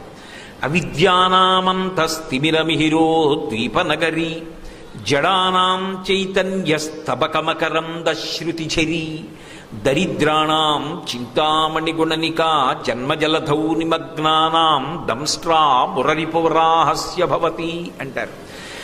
ఆవిడ విషయంలోట ఆవిడ ఎంత ఉపకారం చేస్తుంది అంటే అవిద్యానామంతస్తిమిరమిహిరోద్వీపనగరీ జడానాం చైతన్య స్తబక మకరంద శృతిఝరీ. ఏదో లోపల నుంచి మకరందం ఒక్కసారి పైకి వెల్లువలా పైకి టన్నేస్తే ఎలా ఉంటుందో ఆవిడ జడుని యందు చైతన్య ప్రవాహం చేయిస్తుంది. అలా ఉంటుంది సూర్యోదయం. అసలు సూర్యోదయం అనేటటువంటిది తనంత తానుగా పరమాద్భుతమైనటువంటి కాలం. సూర్యోదయాత్ పూర్వం ఉండేటటువంటి సమయం బ్రాహ్మీ ముహూర్తం అంటారు. బ్రాహ్మీ అంటే సరస్వతీదేవి. ఆ సమయంలో సరస్వతీదేవి యొక్క అనుగ్రహం వాతావరణంలో ఉంటుంది. అందుకే ఆ సమయంలో ధ్యానం చేసినా పూజ చేసినా మనసు తనంత తానుగా నిలబడి ఈశ్వరానుగ్రహాన్ని పుచ్చుకోవడానికి సిద్ధంగా ఉంటుంది. అంత పరమ పవిత్రమైన బ్రాహ్మీ ముహూర్తం తర్వాత ఆయన ఉదయిస్తాడు. ఆయన ఉదయిస్తున్నాడు, సూర్యబింబం వస్తోంది అనేటప్పటికే పరమాద్భుతాలు జరుగుతాయి. అసలు ఆ కిరణ ప్రసారం జరుగుతుంటాయి. ఎందుకో తెలుసా? దాని చేత ఒక్క భూలోకమే తరిస్తోందని మీరు అనుకోకండి. వేదం ఆయన విషయంలో ఒక అద్భుతాన్ని చెప్పింది. ఆయన నుంచి అనంతమైనటువంటి కిరణములు భూమండలం అంతా పడతాయి. ఇవి కాకుండా 7 సమూహములైనటువంటి కిరణములు పైకి లేస్తాయి. ఇలాగా ఆ పైకి లేచినటువంటి కిరణములు భువనాన్నంతటినీ కూడా ప్రకాశింపచేస్తాయి. ఎలా ప్రకాశింపచేస్తాయి అంటే అందులో ఒక వలయానికి అంటే ఒక ప్రత్యేకమైనటువంటి తెగకి సంబంధించిన కిరణములకు సుషుమ్నము అని పేరు. ఆ సుషుమ్నము అనేటటువంటి కిరణములు పడినటువంటి కారణము చేత జడములన్నీ కూడా చైతన్య దీప్తిని పొందుతాయి. నేను అన్న మాట మీరు బాగా పట్టుకున్నారో లేదో. జడము అంటే ప్రాణము లేనిది కాదు, ప్రతిస్పందన లేనిది. అందుకే లోకంలో జడుడిగా ఉన్నాడు అనుకోండి. కొంతమంది చూడండి, స్కూల్కి వెళ్ళి వస్తారు పిల్లలు, ఒరే ఏం చెప్పారా అని అడిగారు అనుకోండి, వాడు ఏం చెప్పడం, ఒక్క మాట చెప్పడం. వాడు అక్కడికి వెళ్ళి బుద్ధిగా కూర్చుంటాడు, ఏమీ లోపలికి వెళ్ళదు. ఏం చెప్పారా చెప్పడం, స్పందించడు. ఒరే తెల్లవారుజామున లేవరా, తల్లి తండ్రి తల కొట్టుకున్నా లేవడం. ఒరే చదవరా, చదవడం. వ్రాయిరా, వ్రాయడు. దేనికి ప్రతిస్పందన ఉండదు. కొట్టండి, దెబ్బలు తింటాడు. తండ్రి నించుంటే ఓ కుర్చీ వేస్తాడు వచ్చి. తప్పించి అసలు ఏది చెప్పాడో దానికి ప్రతిస్పందించడు. ఆ జడత్వం ఉన్నదనుకోండి, తల్లిదండ్రులకి సమాజానికి కూడా వాడు ఉపయోగపడడం. ప్రతిస్పందించాలి. అది ఎక్కడ వరకు ఉండాలి అంటే తన ఒక్కడి కొరకు కాదు, సమాజం అంతటి కొరకు కూడా సృజనాత్మక శక్తితో ప్రతిస్పందించగలగాలి. అలా ప్రతిస్పందించగలగడం భగవతి యొక్క అనుగ్రహం. వాళ్ళు వైతాళికులవుతారు సమాజానికి. అందరూ ఊరుకుంటే గాంధీ గారు ఒక్కరే దేశ స్వాతంత్రం కోసం ఎందుకు నడుం బిగించాలి? అందుకు ఒక జాతి పిత అయ్యారు మహానుభావుడు. ఎవరిలోనో ఉంటుంది ఆ ప్రతిస్పందన శక్తి, వాళ్ళు స్పందిస్తారు. ఆ స్పందన రావాలి. అది ఇవ్వగలిగిన వాళ్ళని ముగ్గురినే చెప్తారు శాస్త్రంలో. మొట్టమొదటిది ఎవరు అంటే పరదేవత శారద, కామాక్షి అమ్మవారు. ఆవిడిస్తుంది. అందుకే జడానాం చైతన్య స్తబకమకరంద శృతిచరి, ప్రతిస్పందన లేని వాడిలో ప్రతిస్పందన కల్పిస్తుంది. ఆవిడ అనుగ్రహం కలిగిందనుకోండి, నేను వెళ్ళాలి, నేను వినాలి, నేను చదవాలి, నేను సాధించాలి, నేను ఎందుకు చేయలేను? ఆ పట్టుదల వస్తుంది. తాను మంచి విషయాలు వెతుక్కుంటాడు, వింటాడు, అలా చెయ్యడానికి ప్రయత్నిస్తాడు. ఊరికే వినేసి వెళ్ళిపోయారనుకోండి, ఏది అనుష్ఠాన పర్యంతంలోకి రాలేదు. ఏమిటి ఉపయోగం? ఎంత విన్నారన్నది ప్రధానం కాదు, ఎంత చెప్పానన్నది ప్రధానం కాదు. నేను ఎన్ని రోజులు ఆదిత్య హృదయం చెప్పానన్నది ప్రయోజనం కాదు. మీరు ఎన్నాళ్ళు విన్నారన్నది ప్రయోజనం కాదు. నేను 5 రోజులు చెప్పినా 50 రోజులు చెప్పినా మీరు నేను పొద్దున్నే సూర్యుడికి నమస్కారం చేయగలిగితే మనందరికీ ఆదిత్య హృదయం వంట పట్టినట్టు. అది కాని నాడు నేను 6 నెలలు చెప్పినా మీరు నమస్కరించినప్పుడు నేను నమస్కరించినప్పుడు అది చెప్పుకోవడం వ్యర్థం. అప్పుడు జడులమైనట్టు. ప్రతిస్పందన శక్తి లోకంలో జీవులకు ఎక్కడి నుంచి వస్తుంది అంటే ఆ సుషుమ్న అనబడేటటువంటి కిరణ సముదాయంలోంచి వస్తుంది. అది ఒకచోట కాదు, అన్ని లోకములలో ఉన్నటువంటి జీవులలో ప్రతిస్పందన శక్తిని పెంచగలిగినటువంటి చైతన్య రాశి, నిబిడీకృతమైనటువంటి కిరణ సమూహము సూర్యుని నుంచి ఏది వెలువడుతుందో దానికి ఆ సుషుమ్న అని పేరు. ఆ సుషుమ్న కిరణముల యొక్క రాశి అని పిలుస్తారు. అలాగే 2వ రాశి ఒకటి ఉంటుంది, దాన్ని హరికేశము అని పిలుస్తారు. హరికేశము అనబడేటటువంటి కిరణముల యొక్క సముదాయము ప్రత్యేకించి నక్షత్ర మండలాన్నంతటినీ ప్రకాశింపచేసి స్థిరమైనటువంటి పద్ధతిలో నిలబడి ఉరుసుకోకుండా కదలకుండా అవి అలా ప్రకాశించగలిగి కొన్ని కోట్ల రెట్లు భూమి కన్నా పెద్దవైనా వాటి యొక్క చలనము చేత ఎవరికి ప్రమాదములు లేకుండా అలా నిలబడగలిగినటువంటి శక్తి ప్రచోదనం చేస్తుంది. అక్కడి నుంచి అందుకు ఆదిత్యుడు అన్నారు ఆయన. ఇన్ని మంచి గుణాలు ఉన్నాయి కాబట్టే అదితికి ఎంతమంది పిల్లలున్నా ఈయన్నే ఆదిత్యుడు అన్నారు. తల్లికి ఎంతమంది పిల్లలు పుట్టినా ఎవరు లోకం కోసం పాటుపడ్డాడో వాణ్ణి చూసినప్పుడు కదూ ఏ తల్లి కన్న బిడ్డవరా నాన్న అంటారు. దేవతలందరూ ఆవిడ కొడుకులే ఉండొచ్చు. ఈయనే స్వరపర భేదాలు లేకుండా సమస్త భువనములకు ఉపకారం చేసేవాడు, అందుకే ఆదిత్యుడు. ఆయనలో ఉన్న ఎవరు ఇలా ఉపకారం చేస్తున్నాడో అదిగో ఆ కాంతి మండలాన్ని పురుష రూపంగా లేదా స్త్రీ రూపంగా మీ ఇష్టం ఎలా అయినా సరే ఉపాసన చేయండి, అది హృదయం, ఆదిత్య హృదయం అన్నారు మహర్షి. ఏమి ఋషి సంబోధన, అసలు ఏమి ఋషివాక్యాలు. కాబట్టి హరికేశము అనబడేటటువంటి కిరణ సముదాయము ద్వారా నక్షత్ర మండలాన్నంతటినీ కూడా స్థిరమైనటువంటి కక్షలలో నిలబెట్టి పోషిస్తూ ఉంటాడు. అలాగే విశ్వకర్మ అనబడేటటువంటి పేరుతో కొంత కిరణ సముదాయం ఉంటుంది. ఈ కిరణ సముదాయాన్నంతటినీ కూడా ఆధారం చేసుకుని ఆయన బుధగ్రహాన్ని పోషిస్తూ ఉంటాడు. బుధగ్రహము యొక్క తేజస్సు, బుధగ్రహము యొక్క కదలిక, బుధగ్రహము యొక్క అనుగ్రహ శక్తి సూర్యుడి నుంచి వెళ్ళేటటువంటి విశ్వకర్మ అనేటటువంటి పేరు కలిగినటువంటి కిరణ సముదాయముల వలన పొందుతుంటుంది. దాని చేత ఉద్దీపింపబడుతోంది అని వేదం చెప్తోంది. అలా ప్రకాశింపచేస్తుంటాడు. అలాగే విశ్వవ్యచుడు అని విశ్వవ్యచ అని ఒక కిరణ సముదాయం మనకు పేరు. ఆ విశ్వవ్యచ అనబడేటటువంటి కిరణ సముదాయం ఏదుందో దాని చేత శుక్రగ్రహాన్ని ప్రకాశింపచేస్తాడు. శుక్రగ్రహం అపారమైనటువంటి శక్తి కలిగినటువంటి గ్రహం. జ్యోతిషరీత్యా కూడా చాలా గొప్ప గ్రహం. మామూలు పౌరాణిక భాషలో అయితే గురువు ఎంత గొప్పవాడో శుక్రుడు అంత గొప్పవాడు. అందుకే బలిచక్రవర్తిని అంత స్థానానికి తీసుకెళ్లగలిగాడు. బృహస్పతి అంతటి వాడు తన కొడుకు కచుడు ఎవరి దగ్గర చదువుకోవాలి అంటే శుక్రాచార్యుల వారి దగ్గరికి పంపించాడు. దేవగురువు కొడుకు కదా నేనెందుకు చెప్తానని చెప్పడం మానేలేదు. పక్షపాతం లేకుండా ఉన్న విద్యనంతటిని చెప్పి మృత సంజీవని విద్యనిచ్చి పంపించాడు. అటువంటి శుక్రగ్రహం ఏదైతే ఉందో ఆ శుక్రుణ్ణి ఒకప్పుడు శంకరుడు మింగేశాడు కోపం వచ్చి. ఆయన శివుడి కడుపులోకి వెళ్ళి స్తోత్రం చేశాడు. అదో అద్భుతమైన స్తోత్రం శివమహాపురాణంలో. అటువంటి శుక్రుడు ఏ కిరణ సముదాయము చేత ప్రకాశిస్తుంటాడు అంటే సూర్యుని యొక్క కిరణములలోంచి వెళ్ళే విశ్వవ్యచ అనబడేటటువంటి కిరణ సముదాయము చేత శుక్రగ్రహం ప్రకాశిస్తూ ఉంటుంది. అలాగే సంపద్వసు వేరొక కిరణముల యొక్క సముదాయమునకు ఉన్నటువంటి పేరు. ఆ సంపద్వసు అనబడేటటువంటి కిరణ సముదాయము నుండి వెలువడేటటువంటి ఒక ప్రత్యేకమైనటువంటి శక్తి వలన కుజగ్రహం పోషింపబడుతుంటుంది. లోహిత వపుహు అంటారు మూక పంచశతిలో, ఎర్రటి రంగులో ఉంటుంది ఆ గ్రహం. ఆ గ్రహానికి అంత శక్తి రావడానికి కారణం ఎక్కడిది అంటే సూర్యుని నుంచి వెళ్ళేటటువంటి ఆ సంపద్వసు అనబడేటటువంటి కిరణ సముదాయములలోని తేజస్సు చేత పోషింపబడుతూ ఉంటుంది కుజగ్రహం.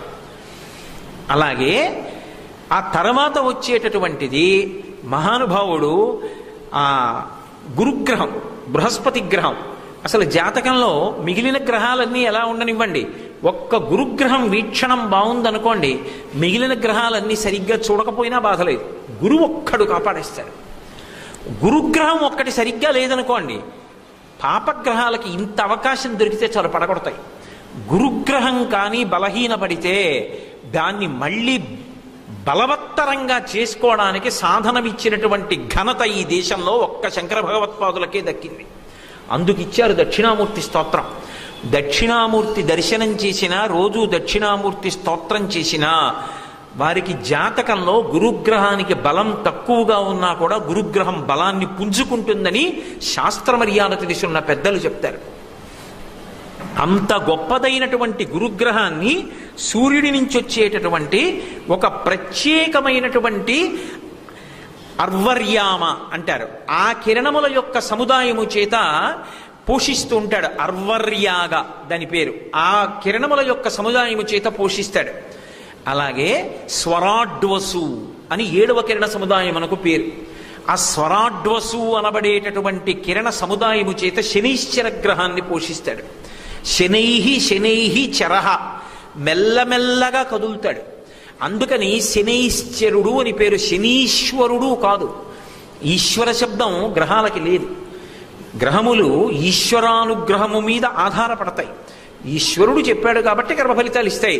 ఈశ్వరుడు వద్దన్నాడు అనుకోండి, అవి ఫలితాలు ఇవ్వకుండా ఆగుతాయి. తక్కువ స్థాయిలో ఫలితమి అంటే తక్కువ ఇచ్చి వదిలేస్తాయి. పాము కరవవలసిన వాడిని భక్తితో ఉన్నవాడు చీమతో కరిపించి వదిలేస్తుంది. అందుకే నవగ్రహాలు కూడా శంకరుడికి ఆభరణమని శ్రీకాళహస్తి క్షేత్రంలో నవగ్రహ కవచం పెట్టుకుంటాడు. కాబట్టి ఈ 7 రకములైనటువంటి కిరణ సముదాయము చేత జడులైనటువంటి వారి యందు మందబుద్ధి పోగొట్టి వాళ్ళందరూ చైతన్యం పొందేటట్టుగా చేస్తాడు. ఇందులో మళ్ళీ ఒక విశేషం ఉంది, శిశిరధృతి అంటారు. అంటే ఈ చైతన్యం ఇచ్చేటప్పుడు కూడా ఎలాగంటే వాడు మనస్సులతో ప్రతిస్పందించడం కాదు, అసలు వాడి శరీరంలో ఉన్న ఏ అవయవం కదలడానికి ఇష్టపడదు. ఎప్పుడు పడుకోవడం, లేకపోతే పడుకోవడానికి నిద్ర పట్టాలి కాబట్టి తింటూ ఉండడం, తినాలంటే ఆకలి అయ్యాలి కాబట్టి పడుకోవడం, అంతే. అంతకన్నా ఇంకా శరీరం కదలదు. ప్రయత్నపూర్వకంగా శరీరం ఒక ఉపకారం కోసం, ఒక అనుష్ఠానం కోసం, ఒకటి నేర్చుకోవడం కోసం, అది బడలిపోయినా సరే ఒక ప్రయోజనం కోసమని చెయ్యలేని వాడెవడున్నాడో వాడికి ఇక్కడ బుద్ధి స్థానం నుంచి అరికాలు వరకు చల్లతనం, ఆ మందబుద్ధి వ్యాపించింది అంటారు. అంటే ఇంకా వాడిది మొద్దుబారిపోయిన మందతనం. అందుకే మీరు చూడండి, కొయ్యబారిపోయిందండి, ఎంత చల్లగా ఉందో అంటారు. బాగా చల్లగా ఉన్నదాన్ని ముట్టుకున్నారనుకోండి, కొయ్యబారిపోయిందంటారు. చల్లగా ఉన్నదాని మీదకి పట్టుకెళ్ళి వస్తువు పెట్టారనుకోండి, ఆ చల్లతనం మెల్లిమెల్లిగా వ్యాపిస్తుంది. మొదట పాత్రలోకి ఎక్కుతుంది, లోపల ఉన్న మంచినీళ్లు కూడా చల్లబడిపోతాయి. అలా వాడికి ఇక్కడ పుట్టిన మందబుద్ధి ఏం చేస్తుందంటే ఆ జడత్వం అసలు వాడి కాళ్ళు చేతులు కూడా కదలమంటే కదపడు. అలా ఉంటాడు సోమరిత. దాన్ని విరగ్గొట్టగలిగిన కిరణ సముదాయం ఉన్నవాడెవరంటే సూర్య భగవానుడు. అందుకే అసలు పిల్లలు ప్రయోజనాత్మకమైనటువంటి జీవితాన్ని గడపాలంటే, వంశానికి పేరు తెచ్చేవాళ్ళు కావాలి అంటే ప్రతి ఇంట తల్లిది ప్రధాన కర్తవ్యం. తండ్రికి అంత తీరుబడి ఉండొచ్చు, ఉండకపోవచ్చు, చెప్పచ్చు, చెప్పకపోవచ్చు, తండ్రి మాట వినొచ్చు, వినకపోవచ్చు, తల్లి మాట పిల్లలు కాదన్నారు. అమ్మ మాట పరబ్రహ్మము మాట వాళ్ళకి. నాన్న రోజు బొట్టు పెట్టుకోరా అని అమ్మ చెప్తే వాడు పెద్దయ్యాక కూడా పెట్టుకుంటాడు. నాన్న, నువ్వు రోజు ఒక్కసారి మేడెక్కి సూర్యనారాయణమూర్తికి నమస్కారం చేసి వస్తే తప్ప నేను నీకు పాలు కాచి పట్టుకొచ్చి ఇవ్వను అందనుకోండి అమ్మ. వాడు అమ్మ కోసం మొదలెడతాడు నమస్కారం. ఆ తర్వాత వాడు దేశంలోనే పేరుగాంచినటువంటి మహావిద్వాంసుడో లోకోపకారం అయిన తర్వాత అమ్మ నేర్పిన విద్య అని ప్రతిరోజు సూర్యుడికి నమస్కారం చేస్తాడు. చాలు, ఆయన దిద్దుతాడు. ఇది ఇవాళ అత్యంత అవసరమైనటువంటి విషయం. దానికి ఏం పెద్ద కష్టపడక్కర్లేదు, మనం వెళ్ళక్కర్లేదు, ఆయనే ప్రతి ఇంటికి వస్తాడు. ఒక్కసారి ఆ తూర్పు దిక్కుకు తిరిగి అసలు ఆ సూర్యోదయం ఎంత చైతన్య దీప్తి అండి! లోకములోని ప్రాణులన్నీ ఉత్సాహాన్ని పొందేటటువంటి సమయం.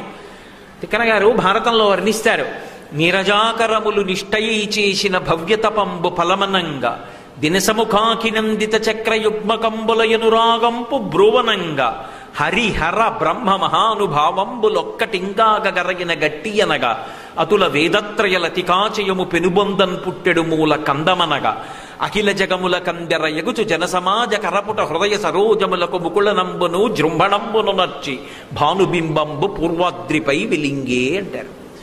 ఆ పూర్వాద్రి మీద వెలుగుతాడు. ఆ తూర్పు కొండ మీద ఆయన వెలుగుతుంటేట ఎంత దీప్తి, ఎంత చైతన్యం అంటే నీరజాకరములు నిష్ఠయై చేసిన భవ్యతపంబు ఫలమనంగా. నిష్ఠతో తపస్సు చేస్తున్నాడు అనుకోండి, ఇలా పెట్టి ఉంటాడు, ఇలా రెండు చేతులు ముడుచుకుని ఉంటాయి. భగవంతుడి దర్శనం అయిందనుకోండి, అబ్బా అని ఇలా అంటాడు, స్వామి రెండు కన్నులతో నిన్ను చూశాను, ఇక నోటితో మాట్లాడదు.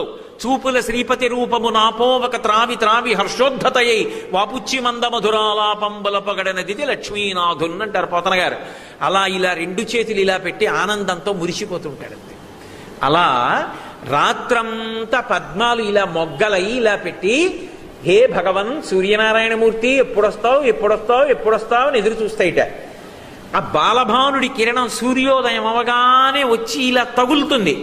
తగలగానే ఇలా విచ్చుకుంటుంది, అబ్బా స్వామివారు వచ్చేసారు అమ్మయ్యా అని. అలా అవి రాత్రంతా చేసిన తపస్సుకి ఫలితంగా వాటిని అనుగ్రహించాడా అన్నట్టుగా వచ్చేట.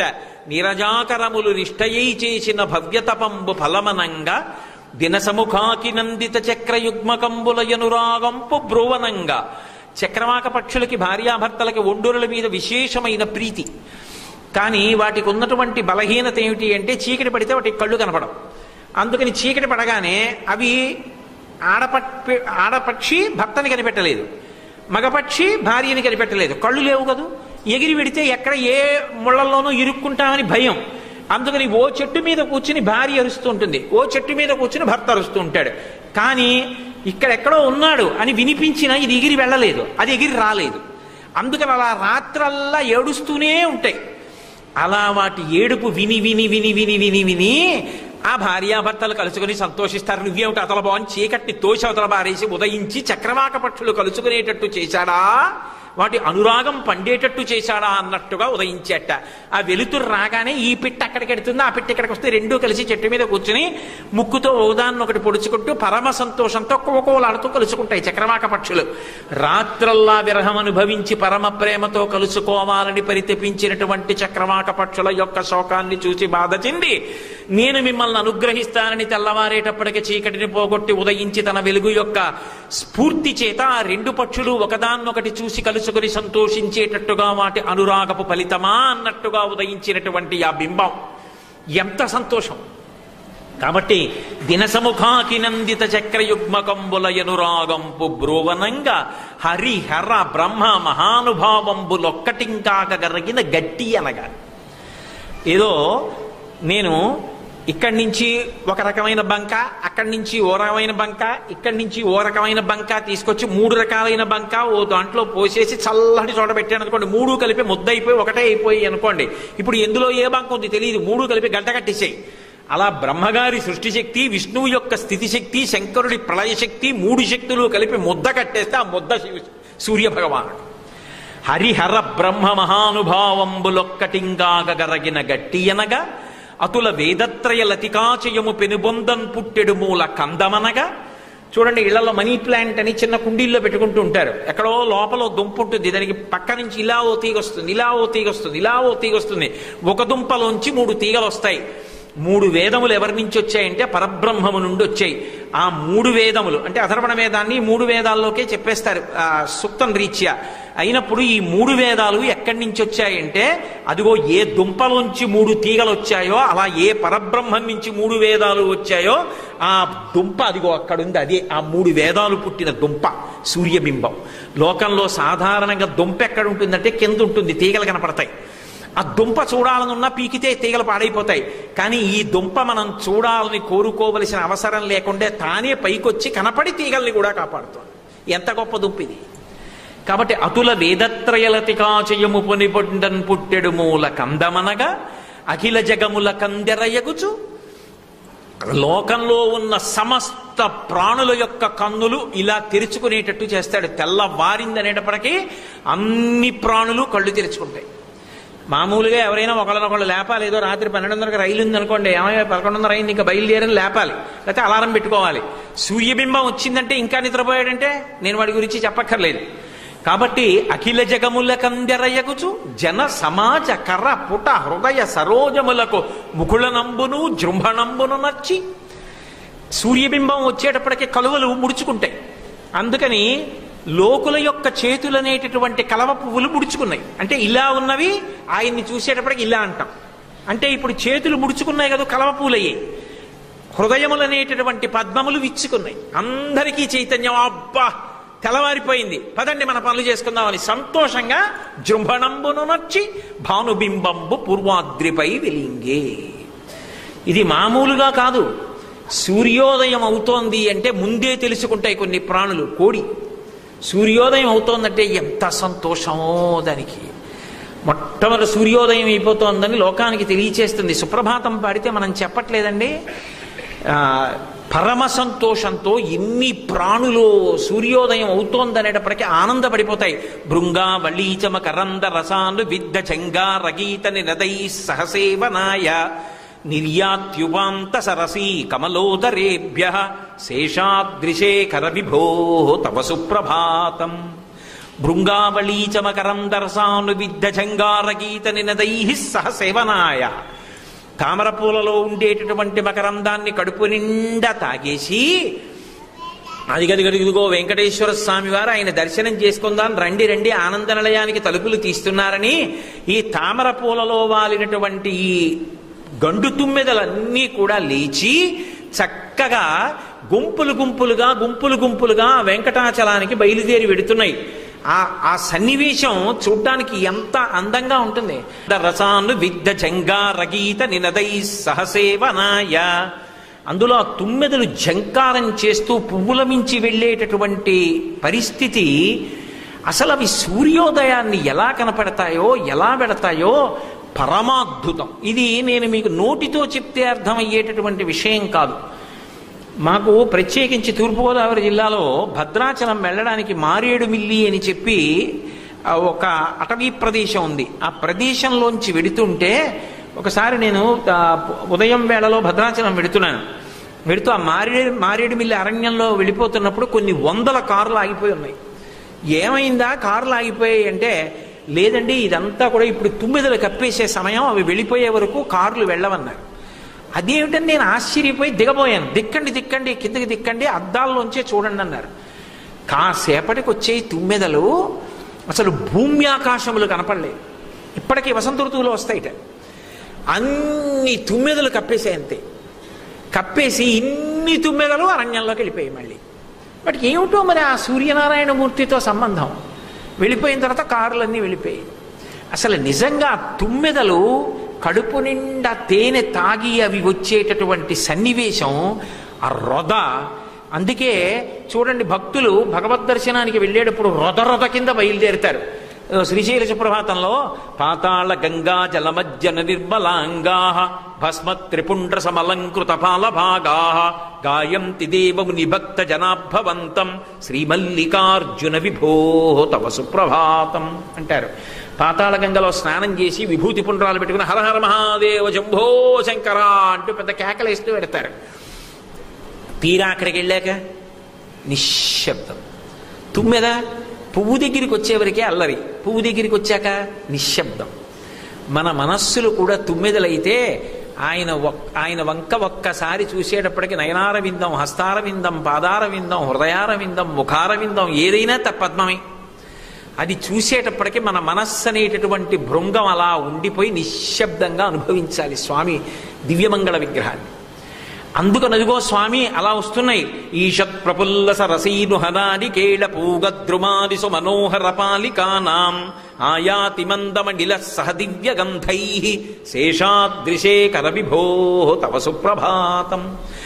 ఈషత్ ప్రఫుల్లస రసీరుహనాది కేళ పూగద్రుమాదిసు మనోహర పాలికానాం. వెదురు పువ్వులు మొదలైనటువంటివి అపురూపంగా ఉంటాయి. అటువంటి పువ్వులు వాటి మించి వచ్చేటటువంటి సువాసన అద్భుతంగా ఉంటుంది. తెల్లవారుజాముని విచ్చుకుని ఆ పువ్వుల మించి వచ్చేటటువంటి వాసన ఉందే అది గుబాళిస్తోంది స్వామి, తెల్లవారుతోందని గుర్తు నిద్రలే. అసలు ఆ సూర్యోదయం అవుతోందనేటప్పటికీ వాతావరణం అంతా కూడా అంత అద్భుతంగా ఉంటుంది. ఇక్కడ వరకే అనుకుంటాం సముద్యంతం అని పొంగిపోతున్నారు మహానుభావుడు అగస్త్య మహర్షి. ఎందుకో తెలుసా? అసలు అంతరిక్షంలో ఒక వైభవం ఉంటుంది. ఆయన మండలాకారంగా కాదు వెడతాయి ఆయన గుర్రాలు. వెడుతున్నప్పుడు మొట్టమొదట తూర్పు దిక్కున బయలుదేరతాయి. తూర్పు దిక్కున బయలుదేరుతుంటేనే అరుణోదయం అని మొట్టమొదట ఆయన సారథి కనపడతాడు. ఎర్రటి కాంతులు వస్తాయి. ఆ ఎర్రటి కాంతులు వచ్చేటప్పటికి తూర్పు దిక్కున దేవేంద్రుడు లేచి నిలబడి, ఇంద్రుడు అధిపతి కదా, సూర్యుడికి నమస్కారం చేస్తాట. చేయగానే ఓ విచిత్రం జరుగుతుందట. మయూరక వివరించాడు. ఆయన అహల్య విషయంలో గౌతముడు ఇచ్చినటువంటి శాపం చేత ఆయన యొక్క శరీరం అంతా కూడా ఆ కందుల కింద కానీ పద్మముల కింద కానీ కనపడతాయి. అది వికారమైనటువంటి స్థితిని పొందింది ఆ గౌతముడి శాపం వల్ల. మీ అందరికీ తెలుసు ఆ విశేషం. అవి పద్మములలా ఉంటాయి ఆ కళ్ళు. సూర్యకిరణములు ఎప్పుడైతే పడ్డాయో ఇంద్రుడి కళ్ళన్నీ విచ్చుకుంటాయిటంటే అంత అందంగా ఉంటుంది కదా సూర్యబింబం. అన్ని కళ్ళు విచ్చుకుంటే ఒళ్ళంతా పద్మాలు విచ్చుకున్న మనిషోడు ఎలా నించుంటే ఎలా ఉంటుందో అలా ఉంటాట ఇంద్రుడు. అప్పుడు అనూరుడు పెద్ద కేకేస్తాట రథాన్ని నడుపుతూ, ఓ ఇంద్ర, నీ ఒళ్ళంతా కళ్ళు, ఆ కళ్ళన్నీ పద్మాల్లా ఉన్నాయి. అదిగో మా స్వామి కిరణాలు పడి నీ ఒంటి మీద ఉన్న పద్మాలన్నీ విచ్చుకున్నాయి. అంటే నీ కన్నులన్నీ విచ్చుకున్నాయి. విచ్చుకుని ఎంత విచిత్రాకృతిలో ఉన్నావో రెండు చేతులు ఎత్తి నమస్కరించి సూర్యరథం బయలుదేరిందంటే. అంటే ఇంద్రుడు లేచి నిలబడి తన గణములన్నిటితో నమస్కరిస్తాడు. తూర్పు దిక్కున బయలుదేరి మండలాకృతిగా ఆగ్నేయానికి తిరుగుతాడు. ఆగ్నేయానికి తిరగగానే అనూరుడు అరుస్తాట, ఓ అగ్ని, ఇప్పటి వరకు నీ కాంతి ప్రజ్వలంగా పైకొచ్చింది. ఇప్పటి వరకు లోకానికి నువ్వు కాంతినిచ్చావు. కానీ నీలోకి ఏ హవిస్సునిస్తారో ఆ హవిస్సును కూడా పుచ్చుకునేటటువంటి పరబ్రహ్మస్వరూపమైన సూర్యనారాయణుడు వస్తున్నాడు. ఆయన కాంతి చేత నీ కాంతి కప్పబడుతోంది. లేచి నిలబడి నమస్కరించంటే అగ్నిహోత్రుడు లేచి సూర్యనారాయణుడికి నమస్కరిస్తాట. మండలాకృతిగా ఆగ్నేయం నుంచి దక్షిణానికి తిరుగుతుంది రథం. తిరిగేటప్పటికీ యమధర్మరాజు దక్షిణ దిక్కుకు అధిపతి. అనూరుడు అరుస్తాట, ఓ యమధర్మరాజా, నువ్వు సూర్యనారాయణమూర్తికి కొడుకువి, నీ తండ్రి వస్తున్నాడు, లేచి నిలబడు. గుర్రాల యొక్క చప్పుడు వినపడ్డా, గుర్రాల యొక్క అరుపు వినపడ్డా, గుర్రాల యొక్క దౌడు వినపడినా దున్నపోతు జడుస్తుంది. జడిసి అటు ఇటు పరిగెడుతుంది. నీ వాహనం మహిషం దున్నపోతు. స్వామి రథం మీద వస్తుంటే ఆయన దివ్యమైన గుర్రముల యొక్క సకిలింపుకి వాటి యొక్క చప్పుడికి నీ దున్నపోతు కంగారు పడి అటు ఇటు పరిగెడుతుందేమో, దాన్ని నీ వెనక్కి పెట్టుకో, వెనక్కి పెట్టుకుని ముందుకి నిలబడి తండ్రికి నమస్కారం చేయి అంటట. యమధర్మరాజు దక్షిణ దిక్కున నిలబడి సూర్యనారాయణమూర్తికి నమస్కారం చేస్తాట. దాటుతుంది. దాటి నైరుతి వైపుకెడుతుంది. వెళ్ళేటప్పటికి నిరుతి రాక్షసాధిపతి. నువ్వు ఎంత రాక్షసాధిపతివైనా ఇన్నాళ్లు భగవంతుని అనుగ్రహం లేక రాక్షస బుద్ధితో గణములను నడిపావు. ఇప్పుడు సాక్షాత్ స్వామి దృష్టి నీ మీద పడుతోంది. నైరుతి వైపుకు వస్తున్నాడు. నువ్వు ధన్యుడవైపోయావు. నైరుతి లేచి నిలబడి నమస్కరించంటే అంటే అప్పుడు నిరుతి లేచి నమస్కారం చేస్తాట. అట్నుంచి పశ్చిమానికి తిరుగుతుంది. తిరిగేటప్పటికి పశ్చిమాన జలములకు అధిదేవత వరుణుడు. ఆ అనూరుడు అరుస్తాట, ఓ వరుణుడా, నువ్వు లేచి నిలబడి నమస్కారం చేయడం కాదు, స్వామివారి యొక్క గుర్రములు ఆధారము లేనటువంటి ఆకాశ మార్గంలో ఒక్క క్షణం ఆలస్యం లేకుండా పరిగెడుతున్నాయి. స్వామికి ఉపకారం చేయడం ఎటువంటిదో స్వామి రథానికి కట్టబడిన గుర్రాలకి ఉపకారం చేయడం కూడా అటువంటిదే. గుర్రాలకి చేసే మహోపకారం ఏమిటంటే వేడిక్కిపోయిన శరీరం మీద చల్లటి నీళ్లు చల్లితే గుర్రాలు సంతోషిస్తాయి. అందుకని ఓ వరుణుడా, నువ్వు జలాధిదేవతవి, చల్లటి నీళ్లు ఇదిగో గుర్రముల మీద చిలకరించు అంటట. అనగానే పశ్చిమ దిక్కున వరుణుడు లేచి ఆయన గుర్రాల మీద నీళ్లు పోస్తాట. ఆ తడిసిపోయిన ఒంటితోటి గుర్రాలు ఇలా ఇలా విదిలిస్తే ఆ నీళ్లు లేచి దిక్పాలకుల మీద పడుతుంటాయిట. ఆ గుర్రాలు మండలాకారంగా వెళ్ళిపోతుంటే వరుణుడు లేచి నమస్కరిస్తాట. ఇలా వెళ్ళేటప్పటికి వాయువు వస్తాడు వాయువ్యంలో. ఓ వాయువా, ఇప్పుడే పశ్చిమ దిక్కుకి అధిపతి అయినటువంటి వరుణుడు స్వామి యొక్క గుర్రాల్ని తడిపాడు. ఇప్పుడు గాలి కూడా వేస్తే ఒళ్ళు చల్లగా వాటికి సేద తీరుతుంది. ఆయన గుర్రాల మించి చల్ల గాలి ప్రసరించి వాటి ఒళ్ళు చల్లబడితే సంతోషిస్తే స్వామి సంతోషిస్తారు. అంటే గాలి స్వామి గుర్రాల మీదకెళ్ళి అవి సేద తీరేటట్టుగా ఆనందపడేటట్టుగా చేస్తుందిట. నా గుర్రాల్ని సంతోషపెట్టాడని పరమప్రసన్నంగా వాయువు వంక చూస్తుంటే వాయువు 2 చేతులు ఎత్తి నమస్కరిస్తుండగా ఉత్తర దిక్కు కెడుతుంది గుర్రం. ఉత్తర దిక్కున కుబేరుడు ఉంటాడు. అనూరుడు అరుస్తాట, నీకు శంఖనిధి పద్మనిధి అని 2 గొప్ప నిధులున్నాయి. అందులో ఆ శంఖమన్న పేరు పద్మమన్న పేరు 2 మా స్వామి చేతిలో ఉండేటటువంటి ఆయుధ రూపాలు. నీకింత గొప్ప ధనాధినాథుడవన్న పేరు వచ్చిందంటే మా స్వామి అనుగ్రహం. శంఖనిధి పద్మనిధికి అధిపతి అయిన వాడా, లేచి నిలబడి నమస్కరించంటట. అంటే కుబేరుడు లేచి నమస్కరిస్తాడు. అక్కడి నుంచి రథం ఈశాన్య దిక్కుకు తిరుగుతుంది. ఓ ఈశాన్య దిక్కుకు అధిపతి అయిన శివ, నిన్ను నమస్కరించమని అడగం. ఎందుకంటే నువ్వు ఎలా అష్టమూర్తి తత్వంతో ఉంటావో అలా ఈ సూర్యుడు అష్టమూర్తి తత్వంతో ఉంటాడు. మీరిద్దరూ నమస్కారం చేసుకుంటే అద్దం ముందు నిలబడి నేను నాకు నమస్కారం చేసుకున్నట్టు ఉంటుంది బింబ ప్రతిబింబములకు. కాబట్టి ఆశ్చర్యమైన విషయం, ఏ ఇద్దరూ అష్టమూర్తి తత్వాన్ని పొంది ఉన్నారో వాళ్ళిద్దరూ ఒండరులు ఒకరికొకరు కనబడుతున్నారని అనూరుడు లేచి ఇటు అటు నమస్కారం చేస్తాడు. శివుడికి సూర్యుడికి రథం తిరుగుతుందట మండలాకారంగా. ఆ సూర్యోదయం అవుతుంటే అంతరిక్షంలో అంత హడావిడి జరుగుతుందట. అంత గొప్పగా ఉంటుంది అది. ఇక్కడి నుంచి కాదు, కిరణ సముదాయము చేత ప్రకాశించేటటువంటి సమస్త భువనములు లోకములు గ్రహమండలాల దగ్గర నుంచి ఆయన యొక్క అనుగ్రహంతో ప్రకాశించేటటువంటి సమస్త భూతములు కూడా అంత సంతోషాన్ని పొందుతాయిట. అక్కడతో ఊరుకోలేదు. బ్రహ్మ విష్ణువు శివుడు ముగ్గురు లేచి భయంతో నమస్కారం చేస్తారట. సమస్త భూతములు సంతోషంతో చేస్తే ఒక్క బ్రహ్మ విష్ణు మహేశ్వరుడు మాత్రం భయంతో చేస్తారట నమస్కారం సూర్యుడికి. ఎందుకో తెలుసా? బ్రహ్మగారంటాట, నేను పద్మసంభవుణ్ణి, శ్రీ మహావిష్ణువు యొక్క నాభికమలంలోంచి పుట్టాను. నువ్వు కానీ పక్కకి వెళ్ళిపోయావు అనుకో పద్మాలు ముడుచుకుపోతాయి. నువ్వు పక్కకి వెళ్ళిపోకు, అటు తిరిగినా ఒక కిరణం మాత్రం ఇటువైపుకు పెట్టు, లేకపోతే నాకు ఆసనం లేకుండా పోతుంది, ముడుచుకుపోతాయి.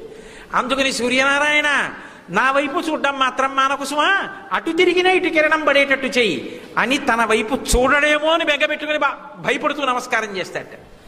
ఇక శ్రీ మహావిష్ణువు నల్ల కలువల యొక్క కాంతిని అపహరించగలిగినంత గొప్ప కాంతి కలిగింది వచ్చిందనుకోండి, ఆ కాంతిలో ఈ కాంతి ఇంకొండదు కాదు. నల్ల కలువ చాలా అందంగా ఉంటుంది. మీరు ఎప్పుడైనా చూశారో లేదో నాకు తెలియదు. అసలు నల్ల కలువ నీటిలో కనపడితే ఎంత అందంగా ఉంటుందో. దాని ఆ గొట్టం తుంచి చేత్తో పట్టుకుంటే పైకి నల్లగా ఉండి దాని లోపల తెల్లగా ఉంటుంది, ఉండి నీటి బిందువులు ఉంటాయి. మీరు ఎప్పుడైనా దాంట్లో ఇలా తల పెడితే ముఖం పెడితే చల్లగా తగులుతుంది. శంకర భగవత్పాదులు విచ్చుకోని నల్ల కలువతో పోలుస్తారు అమ్మవారి యొక్క కళ్ళని. దృశాద్రాఘీయస్యాదర దళిత నీలోత్పల రుచా దవీయాంసం దీనం స్నపయ కృపయా మమపి శివే అనేనాయం ధన్యో భవతి నచతే హానిరియత వనేవా హర్మ్యేవా సమకర నిపాతో హిమకర అంటారు. అమ్మవారి కళ్ళు ఇలా ఇచ్చుకున్నాయనుకోండి, ఎదురుగుండా నిలబడలేం. ఇలా మూసుకుందనుకోండి, ఉన్మేషణ విషోత్పన్న విపన్న భువనావళి లోకాలుండవు. కాబట్టి ఆవిడ పరమ ప్రసన్నంగా ఇలా ఉందనుకోండి, బాగా విచ్చుకోకుండా బాగా ముయ్యకుండా మనందరం సంతోషంగా నిలబడతాం. అందుని విచ్చుకోని నల్లకలువ ఎలా ఉందో నీ కన్ను అలా ఉందన్నారు శంకరాచార్యులు. కాబట్టి ఆ నల్ల కలువల కాంతితో ఉంటాడు శ్రీ మహావిష్ణువు. ఆయన శరీరం అంత కాంతివంతంగా ఉంటుంది. జలధర రేహు నాజాను చతుర్బాహు సరసీరుహక్షు విశాలవక్షు జారుగదా శంఖ చక్ర పద్మ విలాసు కంఠ కౌస్తుభమణి కాంతిభాను కమనీయ కటిసూత్ర కంకణ కేయూర శ్రీవత్సలంచనంచిత విహారు మరుకుండల ప్రభాయుత కుంతల లలాటు వైఢూర్య మణిగణ వరకిరీటు బాలు పూర్ణేందు రుచిజాలు భక్త లోకపాలు సుగుణాల బాలు కృపా విశాలు చూచి తిలకించి పులకించి చోద్యమంది ఉబ్బి చెలరేగి వసుదేవుడు ఉత్సహించే అంటారు భాగవతంలో. అంత అందమైనటువంటి కాంతితో ఉంటాడు. ఇంత కాంతి కలిగిన వాడికి అనుమానం వస్తుంది, అమ్మ బాబోయ్ సూర్యనారాయణమూర్తి వస్తున్నాడు కదా, ఆయన తేజస్సు అంతా నా మీద పెడితే నా కాంతి వెలవెలబోతుంది. అప్పుడు ఏమిటి అంత అందంగా ఉంటాడన్నారు కానీ ఏమిటి ఈయన కాంతి వెలవెలబోయేంత కాంతి సూర్యనారాయణమూర్తి వస్తోందని నా వైపు చూసిన వాళ్ళు ఇంతకన్నా అదే బాగుందని అటు తిరిగిపోతారేమోనని ఎక్కువ కాంతితో నా కాంతిని హరించి కుసుమా సూర్యనారాయణ అని ఈయన ఆయనకి నమస్కారం చేస్తాట భయంతో. బ్రహ్మగారికి ఆసనం ముడుచుకుపోతుందని భయం, విష్ణువుకి తన ఒంటి కాంతి దొంగిలిస్తాడేమోనని భయం. ఇక శివుడు ఆయనకి కూడా ఈయన్ని చూస్తే ఒక భయంట. ఏమిటి ఆయనకి భయం అంటే పరమశివుడు లోకములన్నిటినీ కూడా కాపాడుతూ ఉంటాడు, జ్ఞానకారకుడై ఉంటాడు. అంత జ్ఞానకారకుడైనటువంటి శంకరుడికి ఎవ్వరి చేత ఓడింపబడినటువంటి లక్షణం ఉన్నవాడు అనేటటువంటి గొప్ప కీర్తి ఉంది. ఇంత గొప్ప కీర్తి ఉన్నప్పటికీ కూడా, ఇంత తెల్లటి శరీరం ఉన్నవాడైనప్పటికీ కూడా సూర్యనారాయణమూర్తి యొక్క కిరణములు వచ్చి ఆయన మీద పడ్డాయనుకోండి, ఆయన కాంతి పడిపోయిందనుకోండి, ఇంత తెల్లటి వస్తువు ఆ కాంతిలో మునిగిపోతుంది. మునిగిపోతే అసలు ఆ వస్తువు ఉందా లేదా అన్నది అర్థం కాదు. ఎందుకంటే ఆయన స్ఫటిక మణినిభం, అసలే తెల్లది, పెద్ద కాంతిలో ఉందనుకోండి కనపడదు. సెల్ ఫోన్కి తెల్లటి కవర్ వేశారనుకోండి, నల్లటి దాని మీద పెట్టాలి, కనపడుతుంది. అంతేకాని మీరు ఎక్కడో ఏదో గదిలో పని చేసుకుంటూ దాన్ని పట్టుకెళ్ళి తెల్లటి పంచల షాప్ మీద ఎట్టారనుకోండి, మీకు అది కనపడదు. ఎందుకని? అసలే దానికి తెల్ల కవర్ వేశారు సెల్ ఫోన్కి, పైగా పట్టుకెళ్ళి తెల్లటి పంచల షాప్ మీద పెట్టారు, ఎందుకు కనపడుతుంది? అదే నల్ల బట్ట మీద పెట్టారనుకోండి, ఏది ఫోను అనేటప్పటికి కనపడుతుంది. తెల్లటి శంకరుడు తెల్లటి కాంతిలో మునిగిపోయాడు అనుకోండి, అసలు శంకరుడేడి? అందుకని కనపడ్డు. అందుకని నీ కాంతి ప్రవాహంలో ముంచేసి నేనున్నానో లేనో అన్న అనుమానం లోకాలకి కల్పించకు సూర్యనారాయణమూర్తి. కొద్ది కొద్దిగా ముంచకుండా కాంతి ప్రసరించమని భయంతో నమస్కారం చేస్తాట. త్రిమూర్తుల్ని భయపెట్టగలిగినంత కాంతి పుంజంతో ప్రకాశించి బయలుదేరతాడు సముజ్యంతం. అది అగస్త్యుడి సంతోషం. అబ్బా ఏమి సూర్యోదయం కాదు. లోకంలో ఎక్కడైనా ఒకటి చూసామనుకోండి, మనందరం ఆయన్నే చూసామంటాం. ఏదో వెంకటేశ్వర స్వామి వారి దర్శనం చేసామనుకోండి, అయిపోయిందా దర్శనం అంటే అయిపోయింది. నేను వెళ్ళాను, మీరు వెళ్ళారు, చూసావా అలంకారం? చూశాను. కానీ సూర్యుడు ఎవరికి వాళ్ళకే వాళ్ళవాడు. అందుకే భీష్మాచార్యుల వారు స్తోత్రం చేశారు. స్తోత్రం చేస్తూ ఒక అద్భుతమైనటువంటి మాట అన్నారు. ఒక సూర్యుండు సమస్త జీవులకు తానొక్కొక్కడైతో చుపోలిక ఏ దేవుడు సర్వకాలము మహాలీలన్ నిజోత్పన్న జన్య కదంబ హృత్సరోరుహములన్ నానావిధానూరూపకుడై ఒప్పుచునుండునట్టి హరినే ప్రార్థింతు నశ్రాంతమున్నన్నాడు. ఒక సూర్యుండు సమస్త జీవులకు నానా విధానోరూపకుడై ఒప్పుచునుండునట్టి భంగి. ఉన్నదొక్క సూర్యబింబమే. నేను చూశాననుకోండి, అబ్బా సూర్యనారాయణమూర్తి మా ఇంటికి వచ్చారు. అసలు లోకంలో ఒక విశేషం ఉంది. మహాత్ములు కొంతమంది బాగా సంతోషం పొందడానికి ఏం చేస్తారో తెలుసా? భగవంతుడు తినాలి అని కోరిక పుట్టిందనుకోండి, తేలికగా అటువంటి కోరిక తీర్చుకోవడానికి మార్గం నైవేద్యం సూర్యనారాయణమూర్తికి చెయ్యడమే. నేను కొంతమంది పెద్దల దగ్గర చూశాను కూడా ఈ విధానం. పాయసం వండి సూర్యుడికి ఎదురుకుండా పెట్టి సూర్యుడికి నైవేద్యం పెట్టారనుకోండి, ఆయన పుచ్చుకున్నాడు. ఎలా తెలిసింది మీకు అంటే, మూత తీశాననుకోండి, సూర్యకిరణములు అందులో పడ్డాయా? సూర్యకిరణములు అంటే కరములా? కరములంటే చేతులా? చెయ్యి అందులో పెట్టాడంటే తీశాడా? తీశాడంటే తిన్నాడా? తిన్నాడంటే పక్కన పద్మిని ఛాయా ఉషాక్ కూడా పెట్టాడా? ఆయన ఆవిడ అందరూ తిన్నారా? ఇప్పుడు అంతకన్నా గొప్ప ప్రసాదం ఏమిటి నీకు? అలా ఇంకో చోట చూపించు నాకు. పరబ్రహ్మమైన సూర్యనారాయణమూర్తి యందు ప్రసాదము ఉచ్ఛిష్టంగా లభిస్తుంది. అందుకని ఎవరికి వాడికే సూర్యుడు, నేను పెట్టింది సూర్యుడు తిన్నాడు. ఆ సంతోషం మిగల్చగలిగిన పరమాత్మ స్వరూపం ఏదైనా ఉంటే సూర్యబింబం ఒక్కటే. అందుకే ఒక సూర్యుండు సమస్త జీవులకు తానొక్కొక్కడైతో పోలిక ఏ దేవుడు సర్వకాలము మహాలీలం నిజోత్పన్య జన్య కదంబ హృత్ సరోరుహములం నానావిధానో రూపకుడై ఒప్పుచునుండునట్టి హరినే ప్రార్థింతు నశ్రాంతము. అమ్మో మహానుభావుడు అటువంటి స్వామి అందరి యొక్క హృత్సరోర్హముల యందు ఉన్నాడు. అందరి యొక్క హృదయ పద్మముల యందు ప్రకాశిస్తున్నాడు. ఇక్కడ ఉన్నాడు, అక్కడ ఉన్నాడు. ఇక్కడ ఉన్నవాణ్ణి చూడాలనుకోండి, లోపలికి ప్రయాణం రావాలి. ఈ పై కళ్ళు మూసేయాలి. ఈ కనురెప్ప తెరిచి ఉన్నంతసేపు ఎదురుగుండా లోకంలో ఉన్న వాటిని లోపలికి తీసుకొస్తుంది. నేను కళ్ళు తెరిచి అలా దేన్నో తేరిపారి చూశాను అనుకోండి, అబ్బా చాలా బాగుందే అనిపించింది అనుకోండి, వెంటనే అది మనసులోకి ఎడుతుంది. ఇంటికి వెళ్ళి ఏం చెప్తాను, నేను వస్తూ వస్తూ చూశాను, ఒక గులాబీ మొక్క ఉంది, అసలు ఆకులు కనపట్టలేదు తెలుసా, అన్ని పూలే, ఎంత బాగుందో అంటాను. ఇందులోంచి చూసింది ఇందులోకి వెళ్ళింది.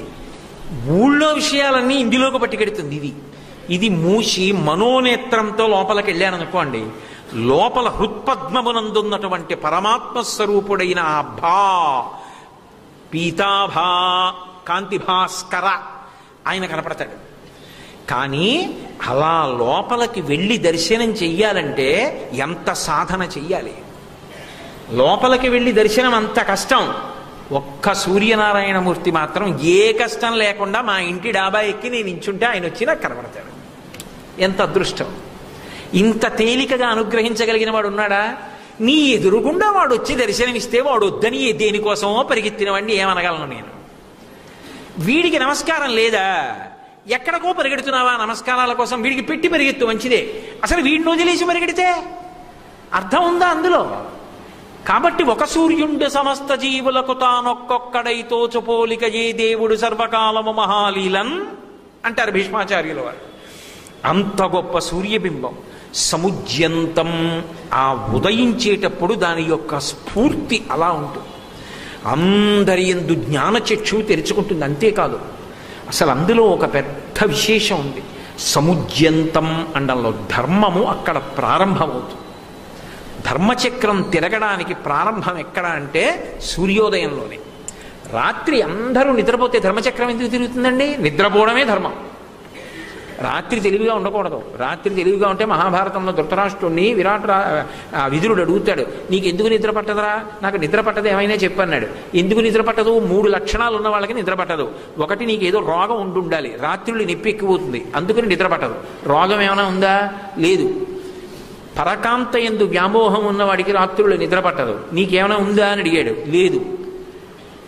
పరుల సొమ్ము నీదిగా చేసుకోవాలన్న ఆలోచన ఉంటే నిద్ర పట్టదు. నీకేమైనా ఉందా అలాగని అడిగాడు. చెప్పకపోవడమే ఉంది. పాండవులకు చెందవలసిన రాజ్యం మా అబ్బాయికి ఇప్పించేయాలని తాపత్రయం, అందుకే నిద్ర పట్టదు. అందుకే నిన్ను పిలిచి మంచి మాటలు అడుగుతుంటేనేమైనా చెప్పమని అన్నాడు. పోన్లే, తప్పు ఒప్పుకున్నావు అన్నాడు. సజ్జన సాంగత్యం ఉంది కాబట్టి కళ్ళు లేని వాడికి కళ్ళు ఇచ్చి దర్శనం ఇచ్చాడు, విశ్వరూప దర్శనం. ఒక్క మంచివాడినైనా మిగల్చుకో జీవితంలో. సత్సంగత్వే నిస్సంగత్వం, నిస్సంగత్వే నిర్మోహత్వం, నిర్మోహత్వే నిశ్చలతత్వం, నిశ్చలతత్వే జీవన్ముక్తి. రాత్రి నిద్రపోవడం ధర్మం. తెల్లవారితే ధర్మచక్రం కదులుతుంది. ధ్రియతేవా జనైరితి ధర్మం అంటుంది అమరకోశం. తెలుసుకోవడం కాదు, అనుష్ఠించడం ధర్మం. తెల్లవారింది, నువ్వు సంధ్యావందనం చెయ్యాలి, ధర్మచక్రం కదులుతోంది. తెల్లవారింది, పూజ చెయ్యాలి, ప్రతి ఇంటా గంట మోగాలి. తెల్లవారింది, దాన ధర్మాలు చెయ్యాలి. తెల్లవారింది, ధార్మికంగా సంపాదించాలి. తెల్లవారింది, నీ కుటుంబ అభ్యున్నతి కొరకు నువ్వు ప్రయత్నించాలి. ఎన్ని కష్టాలు వచ్చినా ధర్మాన్ని నమ్ముకుని నిలబడగలగాలి. దానికి అడుగో మహానుభావుడు ఆయన ఉన్నాడు. సర్వకాలముల యందు నన్ను కాపాడతానన్న పూనిక ఆయన ఉదయించడం దగ్గర మొదలైంది. ఆ తర్వాత యజ్ఞం చేశావో, యాగం చేశావో, పారాయణ చేశావో, ఏది చేసినా ఆయన ఉన్నంతసేపే కదా. ఆయన అస్తమించిన తరువాత చేసేది నిద్రపోవడం ఒక్కటే.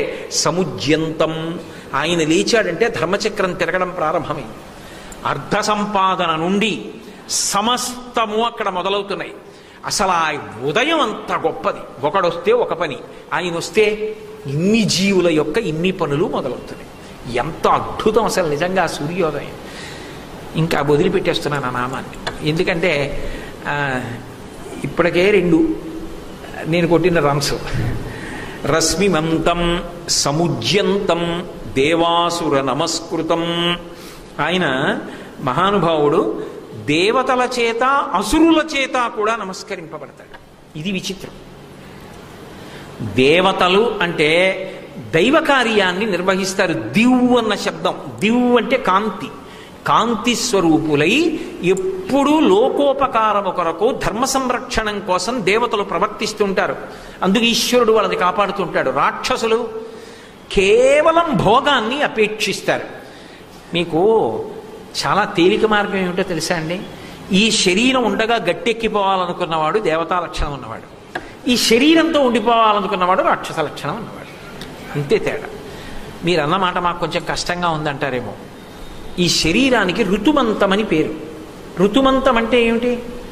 ఇందులో ఉండి వేదం ఏ భోగాలు అనుభవించమందో ఆ భోగాలు అనుభవించి, ఈ భోగాలన్నీ భోగాలా అన్న వైరాగ్య భోగం పొంది, వైరాగ్య సుఖం పొంది, దానివల్ల తామరాకు మీద నీటి బొట్టులా ఉండి, ఏ సంగం లేకుండా పరమాత్మ యందు మనసుంచి చిత్తశుద్ధి వలన జ్ఞానము పొంది, జ్ఞానము వలన ఇక పుట్టవలసిన అవసరం లేని పునరావృత్తి రహిత శాశ్వత శివ సాహిత్య స్థితిని పొందాలి.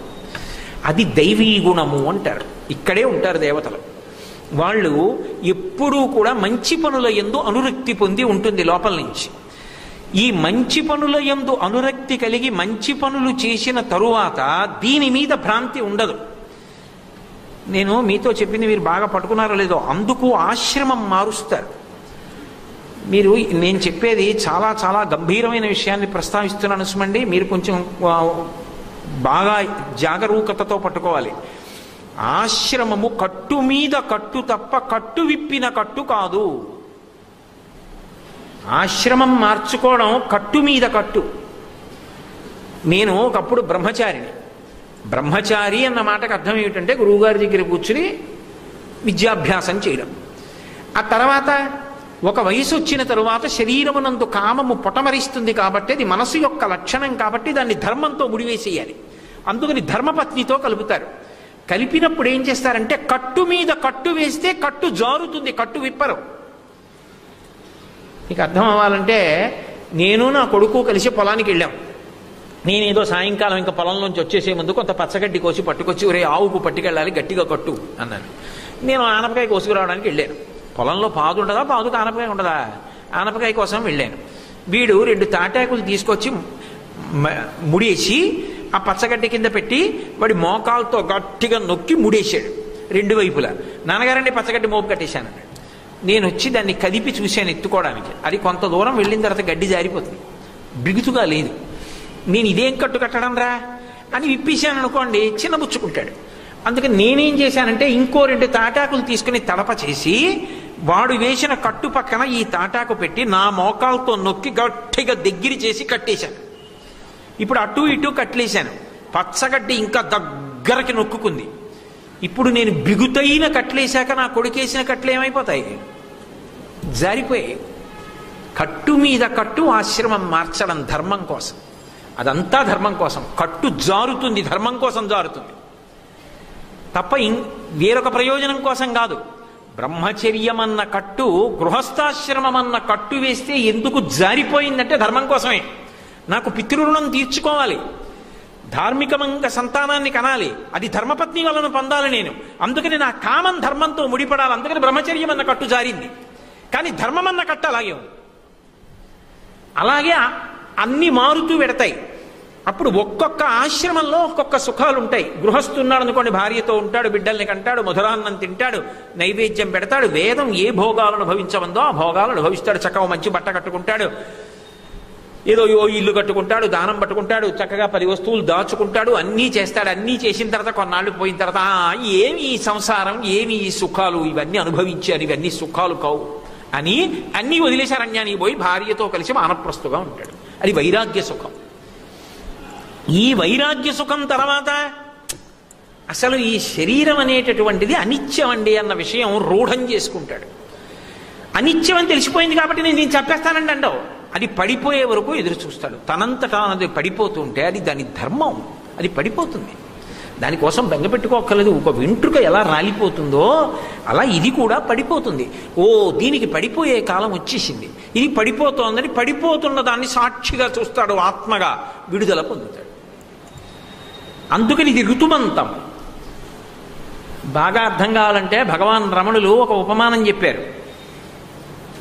విస్తరాకు కుడతారు. అంటే ఇప్పుడు మరి ఎవరైనా కుడుతున్నారో లేదో నాకు తెలియదు. బాదమాకులు కోసి శుభ్రంగా కడిగి పొడి బట్టతో చక్కగా ఓ తడిబుట్ట పిడిచి తుడుస్తారు, ఎక్కడ బూజు సాలిపురుగు లేకుండా తుడిచేసి చీపురు పుల్ల తెచ్చి, ఇల్లు ఉడిచిన చీపురు పుల్ల కాదు, కొత్త చీపురు కట్టలో చీపురు పుల్ల తెచ్చి మధ్యకి చీల్చి ఊడిపోకుండా అందంగా కుట్టు కుడతారు. కుట్టిన తర్వాత గుండ్రంగా కుడతారు, మధ్యలో ఎక్కడా కన్నం ఉండదు, ఆకులన్నీ కలిసి గుండ్రంగా వస్తాయి. ఇప్పుడు ఈ విస్తరాకు యొక్క చిట్ట చివరి ప్రయోజనం ఏమిటి? పెట్టకుప్ప మీదకి వెళ్ళిపోతుంది. కానీ కుట్టి పెట్టకుప్ప మీద పారేస్తావా? ఆ విస్తరి కుట్టాలి, ఇంటికి అతిథి రావాలి, అతిథి కాకపోతే పోనీ భర్తకి విస్తరి వెయ్యాలి, అన్నీ వడ్డించాలి, నెయ్యి అభిగారం చెయ్యాలి, ఆయన పరిశేచనం చెయ్యాలి, అన్నం తినేయాలి, ఉత్తరాపోసనం పట్టాలి, అప్పుడు ఈ విస్తరాకుని మడిచి పెట్ట మీద పారేయాలి కదూ. అంతేగాని ఇది ఎలాగో చివరికి అక్కడికి వెళ్ళిపోతుందంటే నేను అక్కడ పారేస్తావా? పారయ్యావు, దాని ప్రయోజనం అయిపోవాలి. ఇది కూడా అంతే ఋతుమంతము. ఇది ఎందుకు వచ్చిందో అది పూర్తి చెయ్యాలి. దీన్ని శాస్త్రమునందు గురువునందు అనురక్తితో వాడాలి. బాగా అంతర్ముఖత్వాన్ని పొంది పరిశీలనం చేయాలి. ఈ సుఖములు కావన్నది స్వానుభవంలోకి రావాలి. వైరాగ్య సుఖం పొందాలి. శరీరం పడిపోతున్నప్పుడు నిశ్శబ్దంగా ఉండగలగాలి. ఇవి దేవతాగుణములు. ఈ దేవగుణములు ఉన్నవాడెవరో, ఏ సాధకుడున్నాడో వాడికి ఈ శరీరాన్ని పోషించి నిలబెట్టేవాడు, బుద్ధినిచ్చేవాడు, శ్రద్ధనిచ్చేవాడు ఆయనే. ఇంకొకడు ఆయన అన్నీ ఇలాగే చెప్తాడండి, ఏదో పిలిచారు కాబట్టి కాకినాడ నుంచి, వినడానికి బాగుంటుంది కానీ ఇవన్నీ ఎక్కడ జరుగుతాయండి, హాయిగా సంతోషంగా ఏదో భగవంతుడు టీవీ ఇచ్చాడు, లేవగానే చూసుకోవాలి, బెడ్ కాఫీ అని ఉంటుంది, అది అవన్నీ నేను ఎందుకు చెప్పాలి? లోకంలో తెలియని విషయాల బట్ నేను చెప్పవలసిన అవసరమే ఉంది. కాబట్టి ఇతర విషయాలు అక్కర్లేదు, దీంతో భోగం అనుభవిస్తే చాలు. కానీ వాడికి కూడా ఆ భోగం అనుభవించడానికి శరీరమునందు సమర్థత ఇచ్చేవాడు వాడే. వాడికన్నా ఇంకొకడు మాత్రం కాడు, వాడే ఇస్తున్నాడు. కాబట్టి దేవాసుర నమస్కృతం. అందుకే వాడేం చేస్తాడో తెలుసా? ఇంత శ్రద్ధతో చేయకపోయినా ఎందుకు వచ్చిన కూడా వీడు ఎదురు తిరగకుండా ఉంటాడని స్నానం చేసో తువ్వాలు కట్టిన అగరత్తి తిప్పి వెళ్ళిపోతాడు. నువ్వు అగరత్తే తిప్పావు, వాడు 3 దీపాలు ఇట్టాడని వాడికి ఎక్కువ ఇవ్వడు, వీడికి తక్కువ ఇవ్వడు, అందరికీ సమానంగా ఇస్తాడు. ఎవడు ఎలా వాడుకుంటాడన్న దాన్ని బట్టి అభ్యున్నతిని పొందుతాడు. అది ఆయన గొప్ప తప్ప ఆయన యందు పక్షపాత బుద్ధి లేదు. 2 దేవాసుర నమస్కృతం. దేవతలు దేవతా కార్యం చెయ్యాలన్నా, రాక్షసులు రాక్షస కార్యం చెయ్యాలన్నా చిత్రం ఏమిటంటే ఇద్దరూ భగవంతుడికే నమస్కారం చేస్తారు. ఇద్దరూ భగవంతుడికే చేస్తారు. ఇద్దరు ఏమంటారండి? వాడు లోకాన్ని పాడు చెయ్యాలి, నేను సంకల్పించిన కార్యం ఏ విఘ్నం లేకుండా పూర్తయ్యేట్టు చూడు స్వామి అని దండం పెడతాడు. వాళ్ళు మేము సంకల్పించిన కార్యం ఏ విఘ్నం లేకుండా పూర్తయ్యేట్టు చూడు స్వామి అంటాడు. వాడు లోకరక్షణ చేస్తాడు, వీడు లోక భక్షణ చేస్తాడు. ఆయన శక్తిని ఇస్తాడు. ఒకడు అటెళ్ళి పాడైపోయాడు, ఒకడు ఇటెళ్ళి తరించిపోయాడు, అంతే తేడా. ఆ ఇద్దరూ నమస్కరిస్తారన్న మాటలో అర్థం ఏమిటంటే ఇద్దరినీ పోషించేవాడు ఆయనే. ఆయన యందు వైషమ్య బుద్ధి లేదు, ఆయన యందు పక్షపాతం లేదు. ఆయన యందు పక్షపాతం ఉందనుకోండి, లెక్క తీశాడనుకోండి, ఒరే ఇవాళ ఆదిత్య హృదయం చెప్తున్నావు కదా, నీకింత వయస్సు వచ్చింది కదరా, నువ్వు రోజు నిద్ర లేచిన తర్వాత నాకు నమస్కారం పెట్టకుండా బతికిన రోజుల సంఖ్య నీకు చెప్పనా అని వచ్చి ఇక్కడ నించున్నాడు అనుకోండి, నేనేమంటాను? స్వామి స్వామి ఇప్పుడే బాగుండదు, సభలో చెప్పకండి అంటాను కాదు. నేను నిజంగా రోజు నమస్కారం చేసేసానా? చేస్తే ధన్యుణ్ణి. చేశానని ఎందుకు చెప్పాలి? చెయ్యలేదని అనాలి.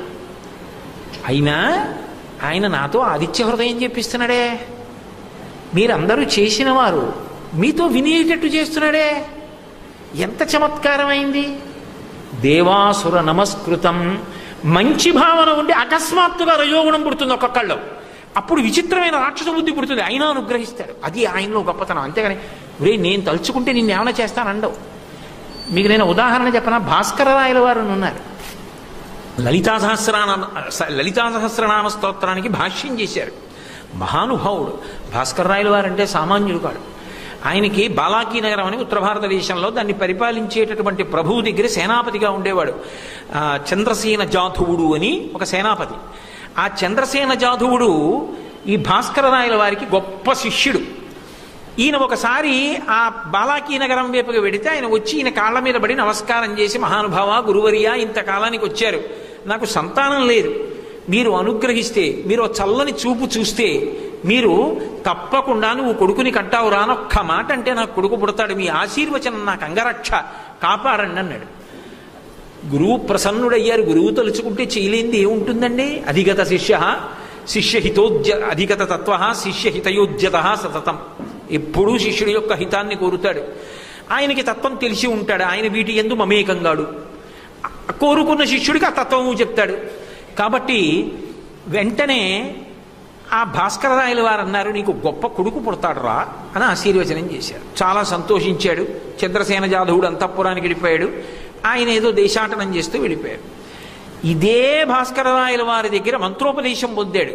మంత్రోపదేశం పొంది శ్రీశైలం భ్రమరాంబికాదేవి అనుగ్రహం చేత వాగ్వైభవాన్ని పొందాడు. ఆయన నోటి వెంట ఏదైనా అంటే అయిపోతుంది. అంత గొప్ప వాక్పటిమ పొందాడు. నారాయణ దేవుడిని భాస్కరరాయల వారి శిష్యుడు. భాస్కరరాయల వారే ఇచ్చారు మంత్రం. కాబట్టి భాస్కరరాయల వారి గురువు. ఆయన వచ్చాడు బాలాకీ నగరానికి. వస్తే ఈ చంద్రసేన జాధవుడు ఉన్నవాడు ఊరుకోకుండా వెళ్ళి మళ్ళీ ఆయన కాళ్ళ మీద పడ్డాడు. పడి, అయ్యా మా ఆవిడ కడుపులో ఏ శిశువు ఉందో చెప్తారా అన్నాడు. ఆయన అన్నాడు, చటుక్కున ఆడ శిశువు అన్నాడు. ఆయన ఎప్పుడు భ్రమరాంబ అమ్మవారిని లోపల ధ్యానం చేస్తుంటాడు. అందుకని ఆ సంతోషంలో ఆడ శిశువు అన్నాడు. ఈయనన్నాడు, అదేమిటి మీరు ఆడ శిశువు అంటున్నారు? భాస్కరరాయల వారు కొడుకు పుడతాడనే నాకు వరం ఇచ్చారే అన్నాడు. వెంటనే ఈ నారాయణ దేవుడు అన్నాడు, తుచ్చుడా, ఎంత పని చేశావురా? నాకు మంత్రోపదేశం చేసిన గురువు మా గురువు గారు. అటువంటి గురువు గారు కొడుకు పుడతాడని చెప్పిన తర్వాత మళ్ళీ వచ్చి నా కాళ్ళ మీద పడి కడుపులో ఏ శిశువు ఉందని అడిగావు అంటే, నేనిప్పుడు ఆడపిల్లన్నాను. నా మాట నిజమైతే గురువు గారి మాట పోతుంది. నా మాట అబద్ధమైతే భ్రమరాంబకి సంబంధించిన ఉపాసన బలం పోతుంది. కాబట్టి రెండూ నిజం అవుతాయి. గురువు గారు చెప్పినట్టు మగపిల్లాడు, నేను చెప్పినట్టు ఆడపిల్ల. మగ ఆడ కాకుండా ఉంటాడు కాబట్టి నపుంసకుడు పుడతాడు రా నీ కొడుగ్గా అని చెప్పి వెళ్ళిపోయాడు. నపుంసకుడు పుట్టాడు. ఏడిచాడు. రామచంద్ర జాధవుడిని పేరు పెట్టాడు ఆ పిల్లాడికి. మళ్ళీ వచ్చారు భాస్కరరాయల వారు. వస్తే వెళ్ళి భాస్కరరాయల వారి మీ కాళ్ళ మీద పడి నపుంసకుడు పుట్టాడన్నారు. తెల్లబోయారు భాస్కరరాయల వారు. అదేమిటి, నా వాక్కు అమోఘం అంటే తిరుగులేదే, ఇలా ఎందుకు జరిగిందన్నారు. అప్పుడు జరిగిన కథ అంతా చెప్పారు. సరే బెంగ పెట్టుకోకు, లోకంలో ఎటువంటి విషయాన్నైనా ఇవ్వగలిగినటువంటి వాడు సూర్యనారాయణమూర్తి. ఆయన యొక్క ఆరాధనలో తృచ అర్ఘ్య విధానం అనే ఒక విధానం ఉంది. అది ఇక బ్రహ్మాస్త్రం. సూర్యుడి విషయంలో అనుగ్రహాన్ని తెచ్చి పెట్టేస్తుంది అంటారు పెద్దలు. కృష్ణానదిలో నేను కర్ణాటక దేశంలోకి వస్తుంది ఆ ప్రాంతం. అక్కడ నేను ప్రత్యేకంగా సూర్యనారాయణమూర్తిని తృచ అర్ఘ్య విధానంతో ఉపాసన చేసి ప్రసన్నుండి చేసుకుని నపుంసకుడైన నీ కొడుకుని పురుషుడుగా మారుస్తానని ఆ కొడుకుని చంద్రసేన జాధవుణ్ణి, రామచంద్ర జాధవుణ్ణి కూడా వెంట పట్టుకుని శిష్యులందరినీ తీసుకుని కర్ణాటక రాజ్యంలో ముమ్ముళ్ళ అనుకుంటాను, మునిమళ్ళ ఆ ప్రాంతానికి వెళ్ళి అక్కడ కృష్ణానది అంత దూరంలో ఉండగా ఇక్కడ ఒక చిన్న కుటీరం నిర్మించుకుని రోజు కృష్ణానదికి వెళ్ళి తృచార్ఘ్య విధానంలో సూర్యనారాయణమూర్తిని ఆరాధించి ఎండెక్కిన తర్వాత నడిచి కుటీరానికి వచ్చేవారు. ఆయన కాళ్ళు బొబ్బలెక్కిపోతే భాస్కరరాయల వారి శిష్యుల్ని పిలిచి అన్నారు, రే కాళ్ళు బొబ్బలెక్కేరా, నడవడం క్లేశం అవుతోంది, నీటిలో నిలబడాలి కదా, కుటీరాన్ని నదీ తీరానికి మారుద్దాం అన్నారు. అందులో ఒక శిష్యుడు అన్నాడు, హే బ్రహ్మన్, మనమే నది దగ్గరికి వెళ్ళాలా, మీరు తలుచుకుంటే నది మన కుటీరానికి రాదా? ఈ ఆలోచన ఎందుకో రాలేదురా, నదినే దగ్గరికి రమ్మంటాను అని ఆయన సూర్యనారాయణమూర్తిని తృచార్ఘ్య విధానంతో పూజ చేసి పిలిచారు. ఇలా రా అన్నారు. వచ్చాడు సూర్యనారాయణమూర్తి. ఏం కావాలి మీకన్నాడు. నీకే నేను అర్ఘ్యం ఇచ్చి రోజు పూజ చేస్తున్నాను, ఈ పిల్లవాడు నపుంసకుడు పురుషుడు కావాలి, కాళ్ళు బొబ్బలెక్కుతున్నాయి, కృష్ణానదిని నా పర్ణశాల ముందు నుంచి ప్రవహింపచేయి అన్నాడు. సూర్యనారాయణమూర్తి నవ్వి అన్నాడు, ఎందుకు అలా ప్రవహింపచేస్తే ఏం చేస్తారు? నాకు పూజ చేస్తారు, మీరు తృచార్ఘ్య విధానంలో ఆరాధిస్తారు. అప్పుడు ఏం చేయాలి? మళ్ళీ కనపడాలి. కనపడితే ఏం అడుగుతారు? ఈ పిల్లవాడిని పురుషుణ్ణి చేయమని అడుగుతారు. ఇప్పుడే చేసేస్తాను, ఇంకా మళ్ళీ మీరు నా దానికోసం నదిని మీ గుమ్మం ముందుకు తేవడం ఇవన్నీ ఎందుకు, అక్కర్లేదన్నారు. అంత సత్వగుణ సంపన్నుడైన భాస్కరరాయల వారికి సర్రున కోపం వచ్చింది. నేను బెచ్చగాడిని అనుకుంటున్నావా? ఏవి నువ్విస్తే పుచ్చుకోమంటున్నావు? నీ ఆరాధన విధానం లోకంలో లేకుండా చేసేస్తాను, తపస్సు చేశాను. సూర్యనారాయణమూర్తి అన్నాడు, అంత కోపం ఎందుకండి? నదిని మీ కుటీరం ముందు నుంచి ఎందుకు తీసుకురానన్నానంటే, ఈ సృష్టి ప్రారంభంలో బ్రహ్మగారు నియమం చేశాడు నదులు ఇలా ప్రవహించాలని. ఆ ప్రవాహాన్ని మళ్లించడం నేను చెయ్యకూడని పని, అందుకని వద్దన్నాను. మీరు కోపగించారు కనుక మీరు ఉన్నంత కాలం ఆ కుటీరం ముందు నుంచి వెళుతుంది, మీరు వెళ్ళిపోయిన తర్వాత నది యథా మార్గంలోకి వెళ్ళిపోతుంది. సరేనన్నాడు. ఆ నది ఆయన కుటీరం ముందుకు వచ్చింది. తృచార్ఘ్య విధానంలో మళ్ళీ సూర్యనారాయణమూర్తిని ఆరాధించారు. అప్పుడు ఆయన ప్రసన్నుడై చాలా బాగా ఆరాధించావో, ఏం కావాలన్నారు. ఈ పిల్లాడిని నపుంసకుడిని పురుషుణ్ణి చెయ్యన్నారు. పురుషుణ్ణి చేశారు. అప్పుడు చంద్రసేన జాధవుడు చింత చెట్లతో కూడుకున్న అగ్రహారాలు దానం చేశాడు. ఇవి బ్రాహ్మణులు తినాలి, అమ్మితే పురుగులు పుడతాయని చెప్పి ఆయన శాపం ఇచ్చారు. ఇప్పటికీ అక్కడ చెట్టు చింతకాయ కోసుకుని చారు పెట్టుకుంటే పనికొస్తుంది. ఆ చింతకాయలు అమ్మితే అందులో చింతకాయల్లో ఇది ఉండదు, రసం ఉండదు, పురుగులు ఉంటాయి. ఇప్పటికీ కర్ణాటకలో ఉంది ఆ గ్రామం. భాస్కర్ రాయల వారంటే అంత శక్తి సమన్వితులు. ఒకనాడు సత్వగుణంతో ఆరాధించిన అనుగ్రహించాడు, ఒకనాడు రజోగుణంతో ఆయన నీ పూజ లేకుండా చేసేస్తానన్నా అనుగ్రహించాడు. కోపం లేదు. భాస్కర్ రాయల వారికి కోపం వచ్చిందేమో కానీ సూర్యనారాయణమూర్తికి కోపం రాలా. మహానుభావుడు అంతే ప్రసన్నుడై అనుగ్రహించాడు. దేవతల్ని అలా అనుగ్రహిస్తాడు, అసురుల్ని అనుగ్రహిస్తాడు. ఇద్దరూ ఆయనకే నమస్కారం చేస్తారు. అది విచిత్రం. ఇద్దరూ ఎవరికి నమస్కరిస్తారంటే సూర్యుడికే నమస్కరిస్తారు. ఇద్దరినీ కాపాడేవారు ఎవరంటే ఆయనే కాపాడతారు. ఆయనే ధర్మానికి ప్రాతిపదిక అయి ఉంటాడు. అసలు ఈ దేశం గొప్పతనం ఎక్కడుందో తెలుసా అండి?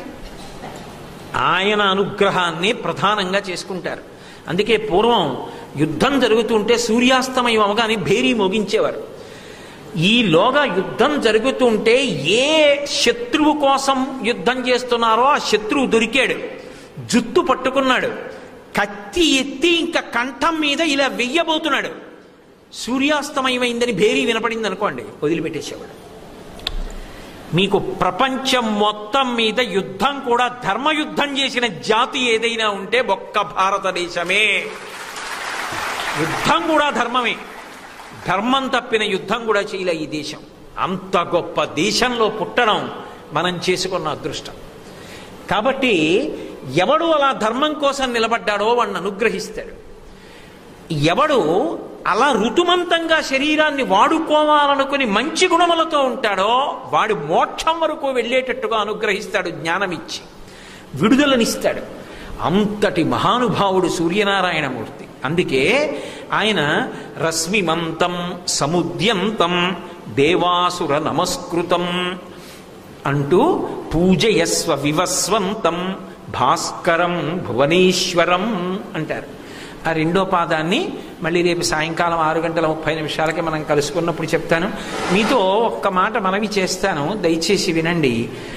ఇది ఏదో పాఠ్య ప్రణాళికలా పూర్తి చేయడం నాకు జీవితంలో అలవాటు కాలేదు. నేను ఏదైనా ఇది పూర్తి చెయ్యాలి అంతా చెప్పాలనుకున్నాను అనుకోండి, నేను అప్పుడు కాలపరిమితి తీసుకోను. నేను 5 రోజులు చెప్తా, 3 రోజులు చెప్తా అన్నా. ఆదిత్య హృదయం అయిపోయే వరకు హరిప్రసాద్ గారు గుంటూరులో ఉంటానంటారు. అలా అన్నాను అంటే అర్థం ఏంటంటే అది 3 నెలలు పట్టచ్చు, 4 నెలలు పట్టచ్చు, 3 రోజులు పట్టచ్చు, పూర్తి చేస్తాను.